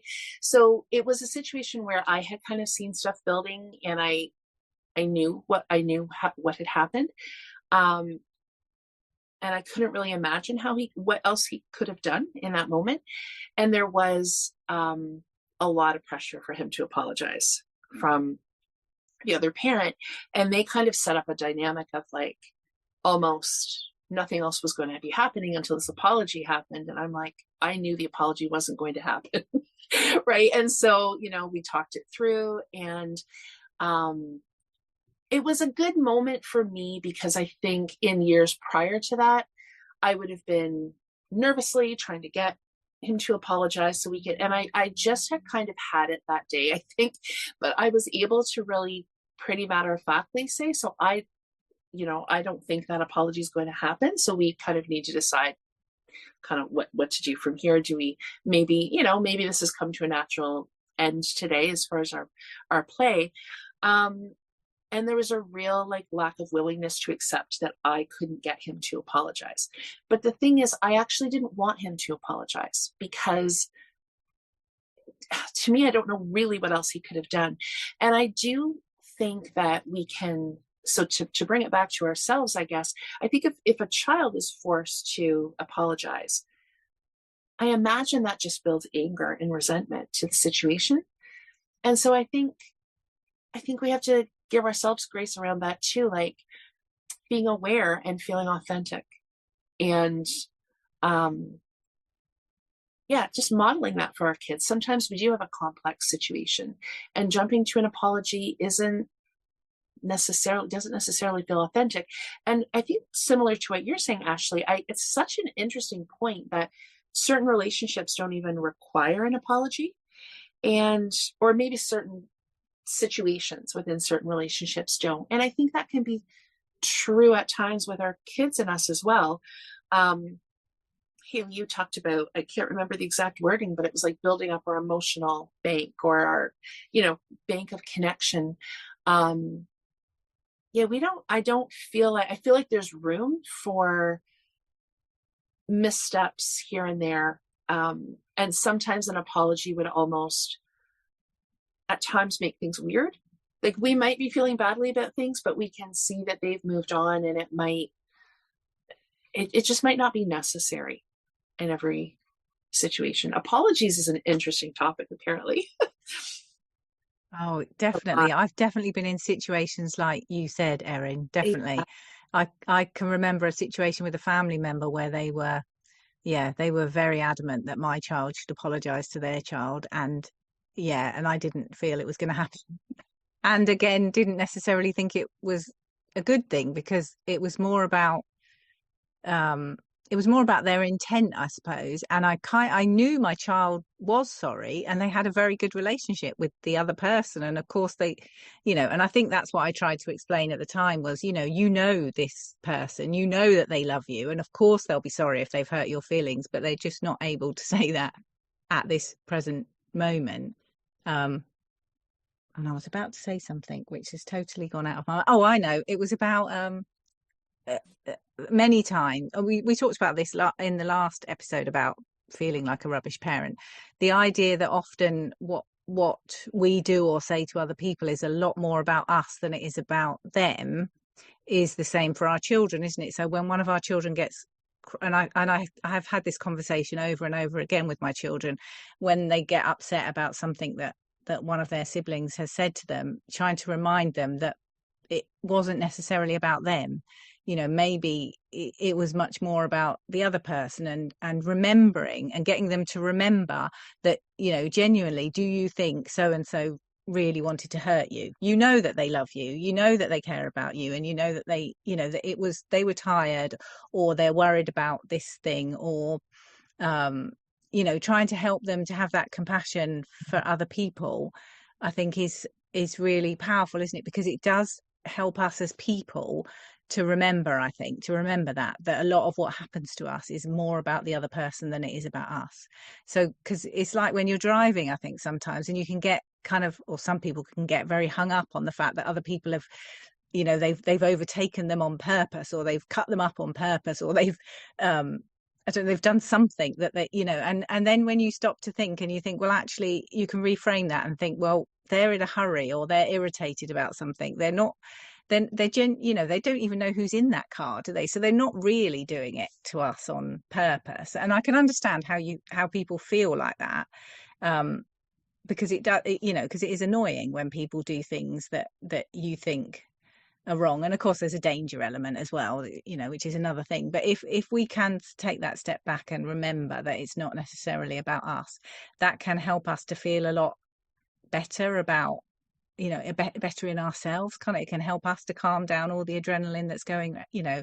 And I know I you know, I've said to my husband before, you know, I care about you and I care about your blood pressure. So if, you know, I want you to you know, I don't want you to get yourself in a state because this person's done something. You know what I mean. You kind of, am I explaining that? Yeah, it's yeah. it, You know, we can end up writing a whole tale about the yeah, and yeah, the highway example is funny when Haley, because that happened to me the other day when my daughter and I were driving, and I was quite irritated about and I was just, I got into a whole slew of what this person was like, and they were the type of person that did this and that, and my daughter said, wow, you've really got them figured out. And I said, oh, I'm just frustrated with the drivers out here today or whatever. But yeah, we can go really far into and our kids can as well. So it just such a good reminder of how complex these things are, and often a child that's maybe, and then I guess we could say this about our interaction with our kids too, something happens, it seems dramatic, but often there's been all these other little pieces that have led up to it. So I think that thinking it through carefully, some of the things we're talking about here, and taking that pause, so much more complicated than we think. So I think we can all remember sense that we're talking so much about this, because man, these things are intricate, right? And I think we can all remember times where we've snapped at somebody else, haven't we? And that's really not what they did was not really significant, or not, it didn't really get to us as much as it appeared it got to us. It's just that we'd had a really bad day, hadn't we, or we were tired or whatever, and it just, that, I think you mentioned it earlier, Erin, about it being the last straw almost. And yeah, so those things are good to remember, aren't they? Yeah, it's making me think about how we say and we know and we believe that people do well when they can. So it's kind of coming back to that idea and spending almost like, yes, there's a place and time for apologies, and apologies are so valuable. But there's, sometimes like what you were saying, maybe Aaron, like it can feel like a quick fix. I think especially when it comes from adults and children, and adults kind of pushing well, apologize, just like, especially in those moments, right? Like we can't move on until there's an apology. So wasn't it so much more valuable to take that pause and think about, like what you said, there's little things that led up to this, because really we do know, or we choose to believe that people, kids, adults do well when they can. And so obviously whatever it was that they did that, you think an apology is needed, sure, sometimes there is, and it can be helpful, but there's probably a lot more value in thinking about what was going on for that person. And compassion, that's the other word that's coming up for me right now too. And like what you said, Haley, we know we've done that to people, and we have hopefully self-compassion to forgive ourselves for snapping in the moment, because we know we were struggling. And of course we hope other people can have compassion for us. And that's obviously easier to do with people that we're in relationship with and that we know, than, yes, someone on the highway or something. But we can still do that in those moments too, that it's not about us, it's about them. And they probably wouldn't have done that if they were having a better day. So, yeah. Right. Yeah. I mean, I just love these things because they're such good reminders, not just of our relationships with our kids, but, in general, they're just such good ways of thinking about. I'm thinking back to the moment I was casting all those ideas on that other driver, but they're good life reminders. So often the parenting stuff just transfers really well to everything. So we have a few more here, and we'll see which, some of them we may have tapped into already, but we'll see where we're at. So the next one is getting support. Just as we're safe spaces for our children, so we need our own safe spaces. A partner, friend, or family member we can turn to listen to our worries, to offer some words of wisdom when we're looking for them. That's a good point right there when we're looking for them. A source of emotional and practical support when we need it. And that doesn't have to be just one person or even a person at all. Sometimes we'll find the support we're looking for in a book or a YouTube video or a blog post. And not forgetting our children, of course, not in a make them do chores or burden them with all our worries type of way, but our children can be the most amazing resource for support in looking after each other and our homes, and in offering valuable feedback on our parenting too, as we've talked about here and there. After all, who knows more about what they need from us? Okay, I have a couple thoughts already, but I'll just quickly talk about. So it's in practice, this might look like reaching out to friends and family for help, finding supportive sources of inspiration online and off, joining parenting and home ed groups, and listening to our children when we're having doubts and when we're not. So I just wanted, the thing that popped out to me was the idea of having somebody to talk to, and them giving perspective if we're looking for it, because I think that can be really difficult. And I find if I'm having something that I would like to work through or talk through, I'm thoughtful about who I bring that information to or talk to about it, because for some people, they're fixers, and so they want to give you the solution, and sometimes you want a solution and that's the person to talk to. But there are other times that I think we just need to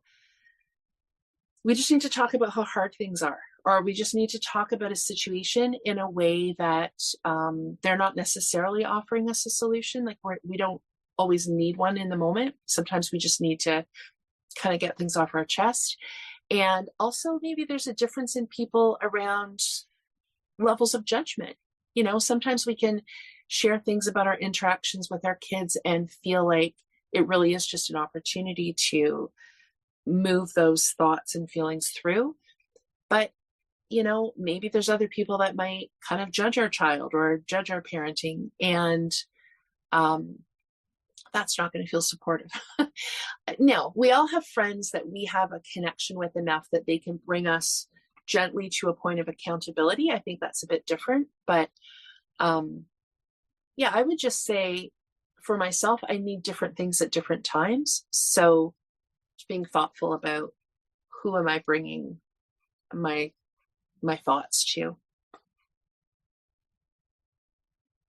Yeah, I was thinking about how exactly what you just said, Erin. I think like, and I don't know, I've been thinking about this maybe a bit more proactively, like things have kind of shifted for me. So I've been thinking about and I think this will continue to happen as the kids get older, and wanting to like sometimes talk about people who know my kids, but sometimes wanting to talk about situations with people who don't know my kids. That also can feel a bit safer, I guess. And then it makes me think about like the virtual kitchen table community, and how I think it'd be similar for what, like if I read a book or a blog post and that being a sense of support. There's no judgment. I guess you can feel judgment, but for me, that's been helpful. And same with like the online community, and I'm hoping to tap into that a bit more.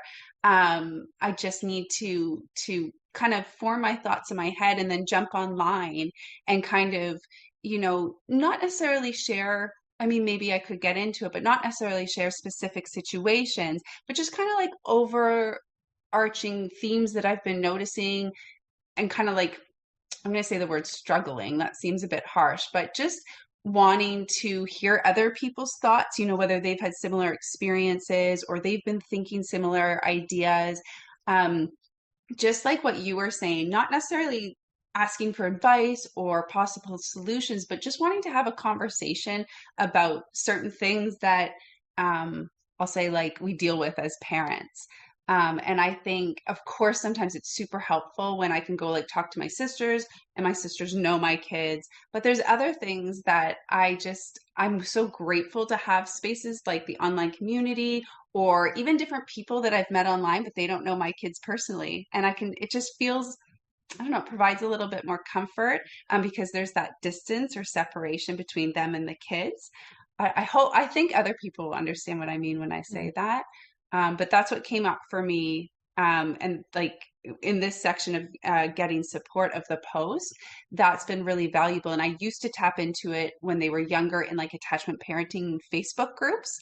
And again, they didn't know, and they didn't even know me really. Whereas like in the online community, I feel known, but the kids less so. So that's kind of what came up for me as like a really helpful support. Well, and I think the other thing about knowing somebody online, and we kind of touched on this, I think, when we were talking about like online connections or community, you're not part of each other's daily lives. That can even if it's not an online connection, like I have a couple of friends who, I mean, their kids are completely different age to mine, and they live maybe an hour and a half away. Like even meeting them somewhere and having a conversation, excuse me, can have the same effect. We're not in each other's daily lives. It's not like our kids are both on the same sports team. And so if I had a frustration about the coach or something like that, I can freely talk about that without it being uncomfortable for the other person. Or yeah, there's just it's a different there's a different safety to it, because you're also not, the other person isn't in a position where, you know, there's a common dynamic that they have to work through. There's just this freedom to really talk about your situation. So yeah, I think it's really interesting to look at how different types of people in our lives can fill different needs that way. But when you were talking about your sisters, like, yeah, we might also have family members who get us in a different way and know our family history or our neighborhood or something like that. And that can be helpful in a completely different way.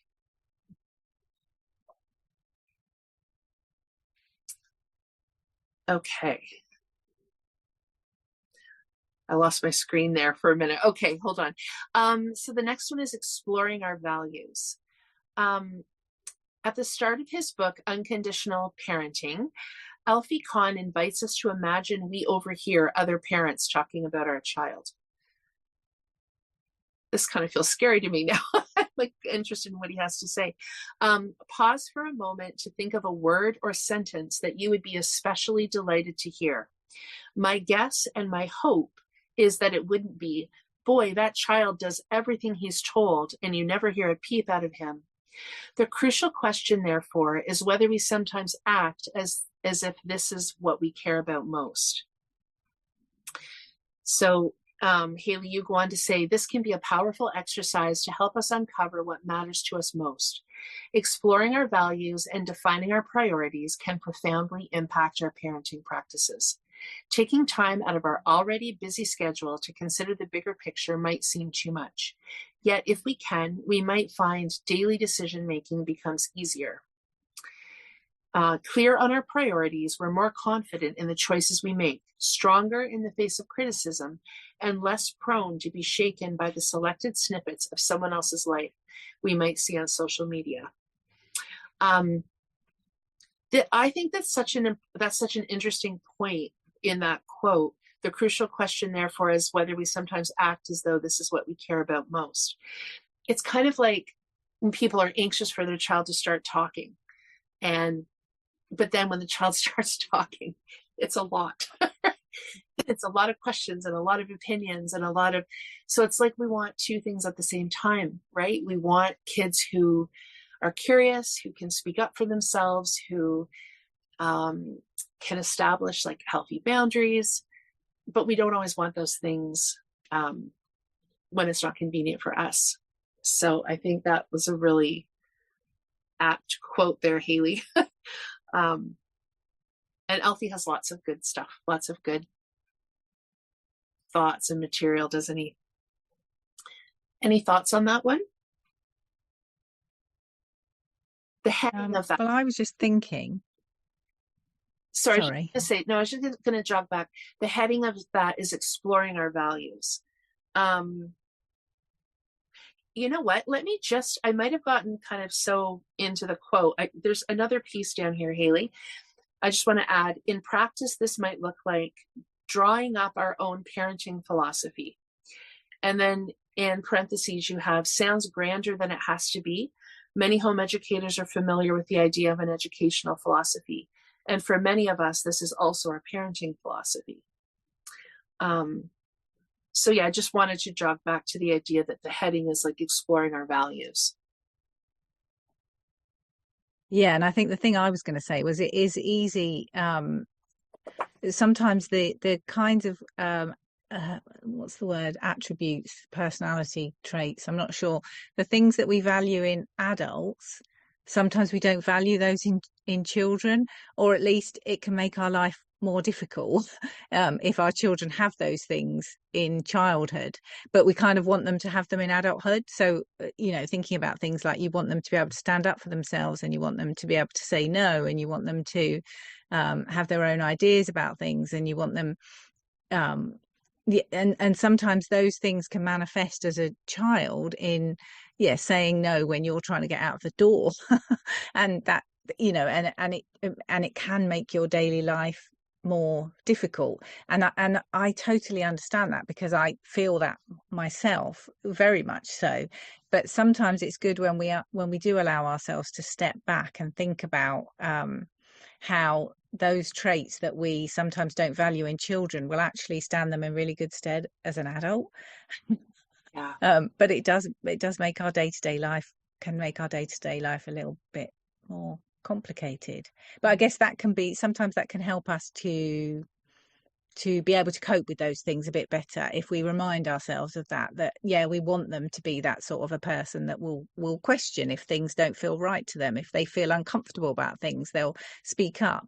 And what a better place for them to practice. And in fact, they won't, they perhaps won't be able to do those things if they hadn't practiced them in the safe space that we're able to give them. And so all those times where we're having to deal with somebody's upset that there's injustice or whatever, those things are really valuable practice, really valuable practice, aren't they, for them as they get older, to be able to have, I guess, respectful conflict with other people in the outside world, and to be able to make their needs known when they need to be able to say no to somebody when things do feel uncomfortable, those kinds of things. Yeah, I've often heard you talk about that, Haley, this idea. I think it came up even when we've been talking about technology or screens, and this idea that of our time with our kids, like the home being the practice ground for, all those things that they're going to need to be able to self-direct themselves with and find their own footing with. And that this is this opportunity with safe people for them to try all of that out.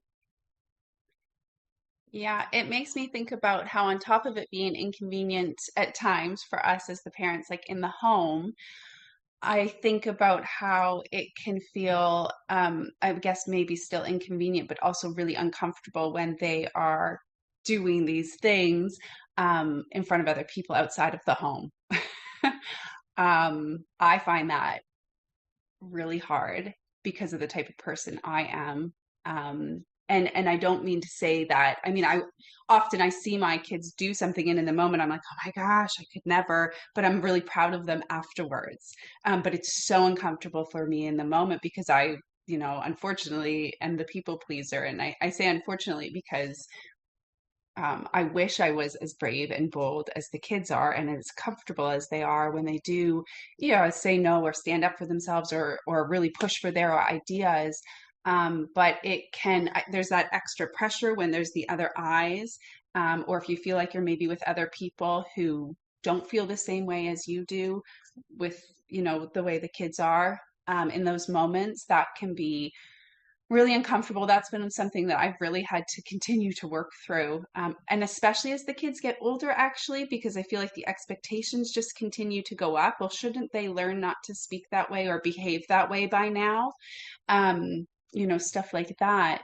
I had another thought. Oh, I was going to say also, with what you were saying about the value of them having the opportunity to practice this stuff growing up in safe spaces and with safe people, I think what comes to mind, and what is also true with that is they are young, they are figuring out how to do those things and how to have, how to converse with people, how to disagree with people, how to express their ideas in certain ways that they're better received or whatnot it is. Like they're figuring that out. We're giving them the time to practice. And what I think should go along with that is recognizing and allowing space for and accepting that they're not going to do it perfectly. Like they're going to be trying their best in the moment and they're going to mess up along the way. I mean, as we do too, it's not like we become adults and we've got it figured out and we do it perfectly. I mean, that's not the end goal, I guess. But just to say that, when a 5-year-old, a 7-year-old, a 12-year-old, a 14-year-old, are in a certain situation and they do have eyes on them, because often young people, there's a lot of supervision too. Like adults don't often have that, whereas young people often they have those, judging eyes on them. So that adds another whole element. They're not good, they're not going to necessarily do it in the best way every time, but that's part of learning and practicing those things. So yeah, I was just thinking about those moments outside of the home when they're doing those things and practicing those, what do we want to call it? Just ways of interacting, I guess, with other people and not like letting go of themselves completely, right? It's going to look lots of certain ways. I just feel like our society, I don't know, there's still a lot of expectations on the way children are, and there's not a lot of space for that. But I know I'm also saying that from a person, like I'm very uncomfortable in those moments. Like I'm the type of person who's like, let's just smooth everything over and everybody feels comfortable and okay. But that's not what I really want. That's just what makes me most comfortable. Well, and I'm thinking too, yeah, so there's the expectation on kids, often in public spaces. But I'm thinking now of something that happened just a couple of nights and evenings ago. There's also a lot of expectation on parents in public. Sometimes even when the children, like I'm thinking of a couple of parents I saw there's like a play area of a children's library. And the kids were like, there was nothing gone awry by anybody's scale of or measure of what that could look like. So there were a few kids just playing together. And I wonder too, if there's almost like, as parents, we feel watched. So there was a dad there, and the number of times, and he was so well-meaning, but I'm thinking if they were home, this wouldn't be happening. I think he wanted to show he was like on top of things. So it was a lot of stuff like they would kind of run around the corner. Okay, be kind, make sure you're sharing, but the children weren't showing any signs of not sharing. Right. So it was just almost like people equate parenting with keeping kids under control and reminding, and it was all very kindly said, but it was constant. Right. So the kids were playing. It was like, make sure you're sharing, be kind, put the boxes away. Okay, make sure you put, and even as they were putting the boxes away, it's almost like he's talking about how they're putting the boxes away. And I do know that feeling because, yeah, we are being watched. The librarians are watching, other parents are watching. And so there's all these little pieces, right? Like putting the particular books back on the shelf or not, if the library wants you to put them on the cart. Like there's all these different sort of like little pieces.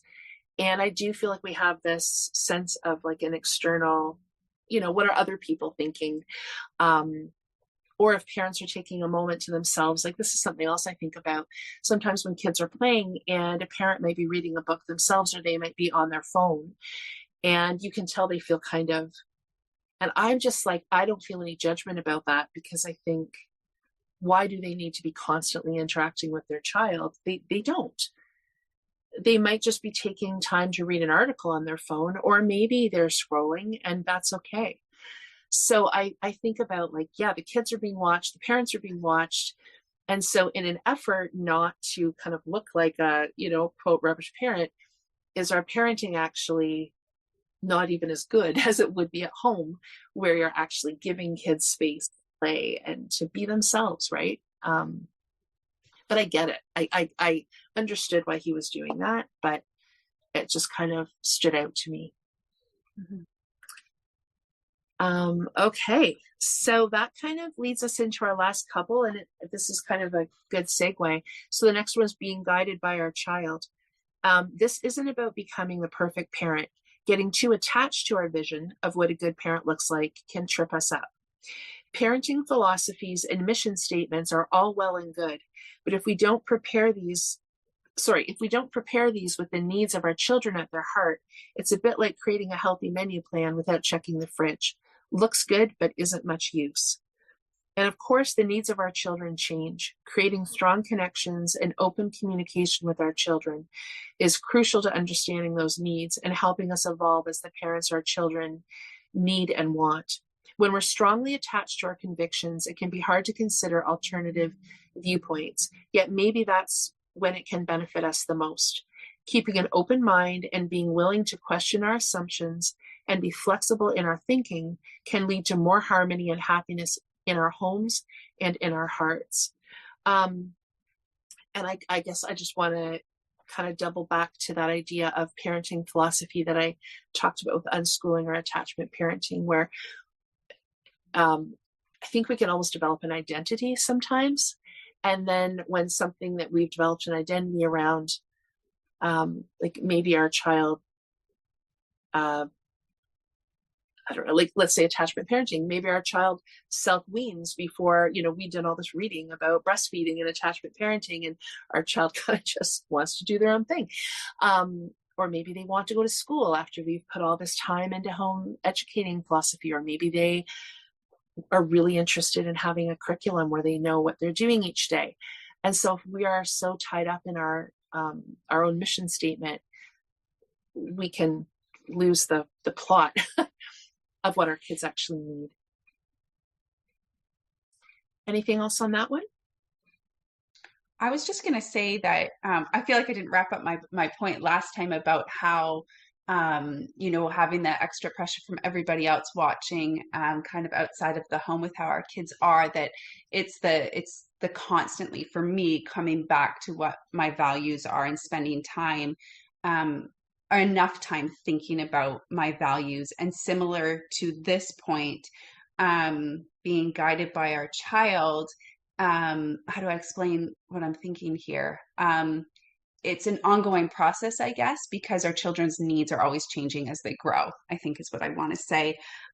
So it's the practice, I suppose, or maybe the habit of coming back to those things and taking the time to change things as needed, or rethink things and reconsider things, and kind of like check in with ourselves and check in with the family to see, like, does this all still make sense for where we're at?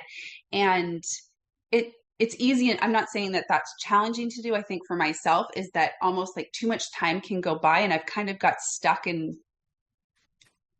old ideas or where I landed before that's not serving us so much anymore. And I just need to try to not let so much time go by. And, the kids, like, it happens so fast because life is so busy, right? So that's the value of slowing down, is that then, but you still have to remember, I guess. And that's my thing, is like, oh, you know what? Why am I still thinking that way? That doesn't make sense anymore. And I guess life kind of our kids give us those reminders that something's not working anymore. So I find coming back to the values, coming back to, philosophy, whatever you want to call it, is an ongoing practice because, for the most part, right? Like, Mm-hmm. I think that makes sense.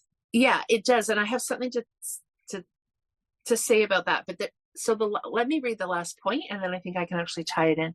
So the last one here is making a plan. Now we know what's at the heart of our worries, and we know where we want to go. We can make a plan for what to do next. In practice, this might look like getting back to our children and enjoying them. And if they're busy elsewhere, consider strewing or setting out an invitation to play for them to discover later, and a plan for how to tackle our doubts in the future. So the plan thing is interesting because it really does, Haley, you talk here about getting back to our children and enjoying them. And if they're busy elsewhere, what we can do and how to consider things. And it makes me think about how, we can, the plan almost has to be to stay flexible and connected, right? It's a, because Ashley, as you were talking there, it's like, I think or I guess many of the moments where I have felt the most incompetent or insecure is when I think I've got something and I've really leaned into a certain stage or interest my child is in. And it is just astounding to me how suddenly they can move out of things. So I'll build a coping mechanism, or I'll educate myself about something with my child, and then it's gone. And they might even go in the opposite direction. And it's like, okay. So again, I think we're back to that being gentle with ourselves, because what we're being asked to do is consistently lean in with our children, but then also be ready to let go when they've moved on. So we think about something like developing a vision or a philosophy. I completely understand the value of it. And at the same time, we have to hold it so carefully, or we miss the whole point. That's almost a metaphor for for the life cycle of parenting as well, isn't it? In terms of, we need to be there for them and let them lean into us, but also we need to recognize as they get older that we need to be able to step back and let them explore what it means to be their own person, but also with the fact that we can then lean back in again when they need it, type thing, that they don't have to, they don't come to a certain age and we're like, that's it, done, we've got no role anymore. That's not what, that's not our experience of having adult children, is it? That's, for most of us, that's really not what happens. But it is that balancing act, isn't it, between being there as much as they need you to be, but also being able to step back and recognizing that it's their life, and like I said earlier, about having that faith and confidence in them, and knowing that, trusting them and knowing that they are capable beings, and that for all the experiences they've had, they've built up lots of skills and resilience. And not that they know everything, because we don't either, none of us do, but that we can have, we can have faith in ourselves and we can have faith in them, and that can really help to reduce the level of anxiety and worry we have, I guess, about, because there can be a lot of anxiety and worry about being a parent. But the more we can have faith in ourselves and faith in them, that the more hopefully we can reduce that anxiety and worry. And yeah, it just, as you were talking, Erin, it just seemed like, oh, this is just about parenting as a whole thing. Yeah. And it makes me think about, like, how much do we think of parenting as a relationship versus a job? Like, when you're saying it, just kind of goes on, doesn't it? And it's not. I remember sitting with a group of maybe 3 or 4 other moms. Our kids were relatively young. And I remember the one mom, she just flat out said, I think her oldest was 5.5 maybe. And she said, I've just poured everything in, and my goal, their main personality is formed by 5.5. And of course I'm going to be around, but I feel like I've done the bulk of the work. Actually, I had a child that was maybe 2 or 3 years older than hers. And I remember thinking, 8.5 still feels pretty complicated. And I get it. You have these psychological stages that have been, various theorists have divided our development up into. But yeah, I think that openness should just being in relationship, rather than feeling like we've checked the boxes of our parenting tasks. And I think too, so much of this, yeah, it is about relationship and parenthood, but so much of it, in order to have that, is about our relationship to ourselves and our ability to let our kids be them and us be us, and come in when that connection is necessary, but also move back when it's not. So anything else popping up? I feel like we covered so much. We sure did. Yeah, I'm glad we have this episode and then the previous episode that we talked about feeling like a rubbish parent too, because I will be going back to them. I've already used your blog posts, Haley, so many times. I've gone back and read those, and now to have these conversations to go back to, I think will be really helpful. Just this last little bit has me thinking like, well, like, wow, like whatever you want to call it, but like parenting is such a, whether job, or I'm kind of thinking like the role of parenting is so big, but I think like lots of times we feel like a rubbish parent because we care so much about all the things we've talked about. So I think it's a really relatable topic because we've taken on a really big thing when it comes to having kids. And so it's very, yeah, we all have times where we feel like a rubbish parent, but there's things we can do about that. So really glad to have the conversation. Yeah. All right. Thank you both. So good to see you both today. And I always feel like we get carried away and forget this at the end, but please, if anybody feels called to leave a review or pass on these episodes to anybody, that would be so helpful and would hopefully be appreciated by that person and definitely by us. And yeah, lots of links to put in the resources today. So thank you both. Bye-bye. Yeah, thank you everyone for listening. Yeah. Yes, thanks so much. See you soon. And this ends our conversation today. We hope you found it interesting and helpful. If you'd like to connect further or see additional content, Erin can be found on the web and on Instagram at Everlearning. Ashley can be found on Instagram at Ashley as Mama and Storytime Shelves. And I, Hayley, can be found on the web and on Instagram at Taking a Kinder Path. We'd love it if you'd share this conversation with anyone you think might like it. And if you've enjoyed this episode, maybe you'd consider leaving us a review. We'd love to hear your thoughts. We're so grateful you made time in your day to listen to us chat. Thanks so much for listening.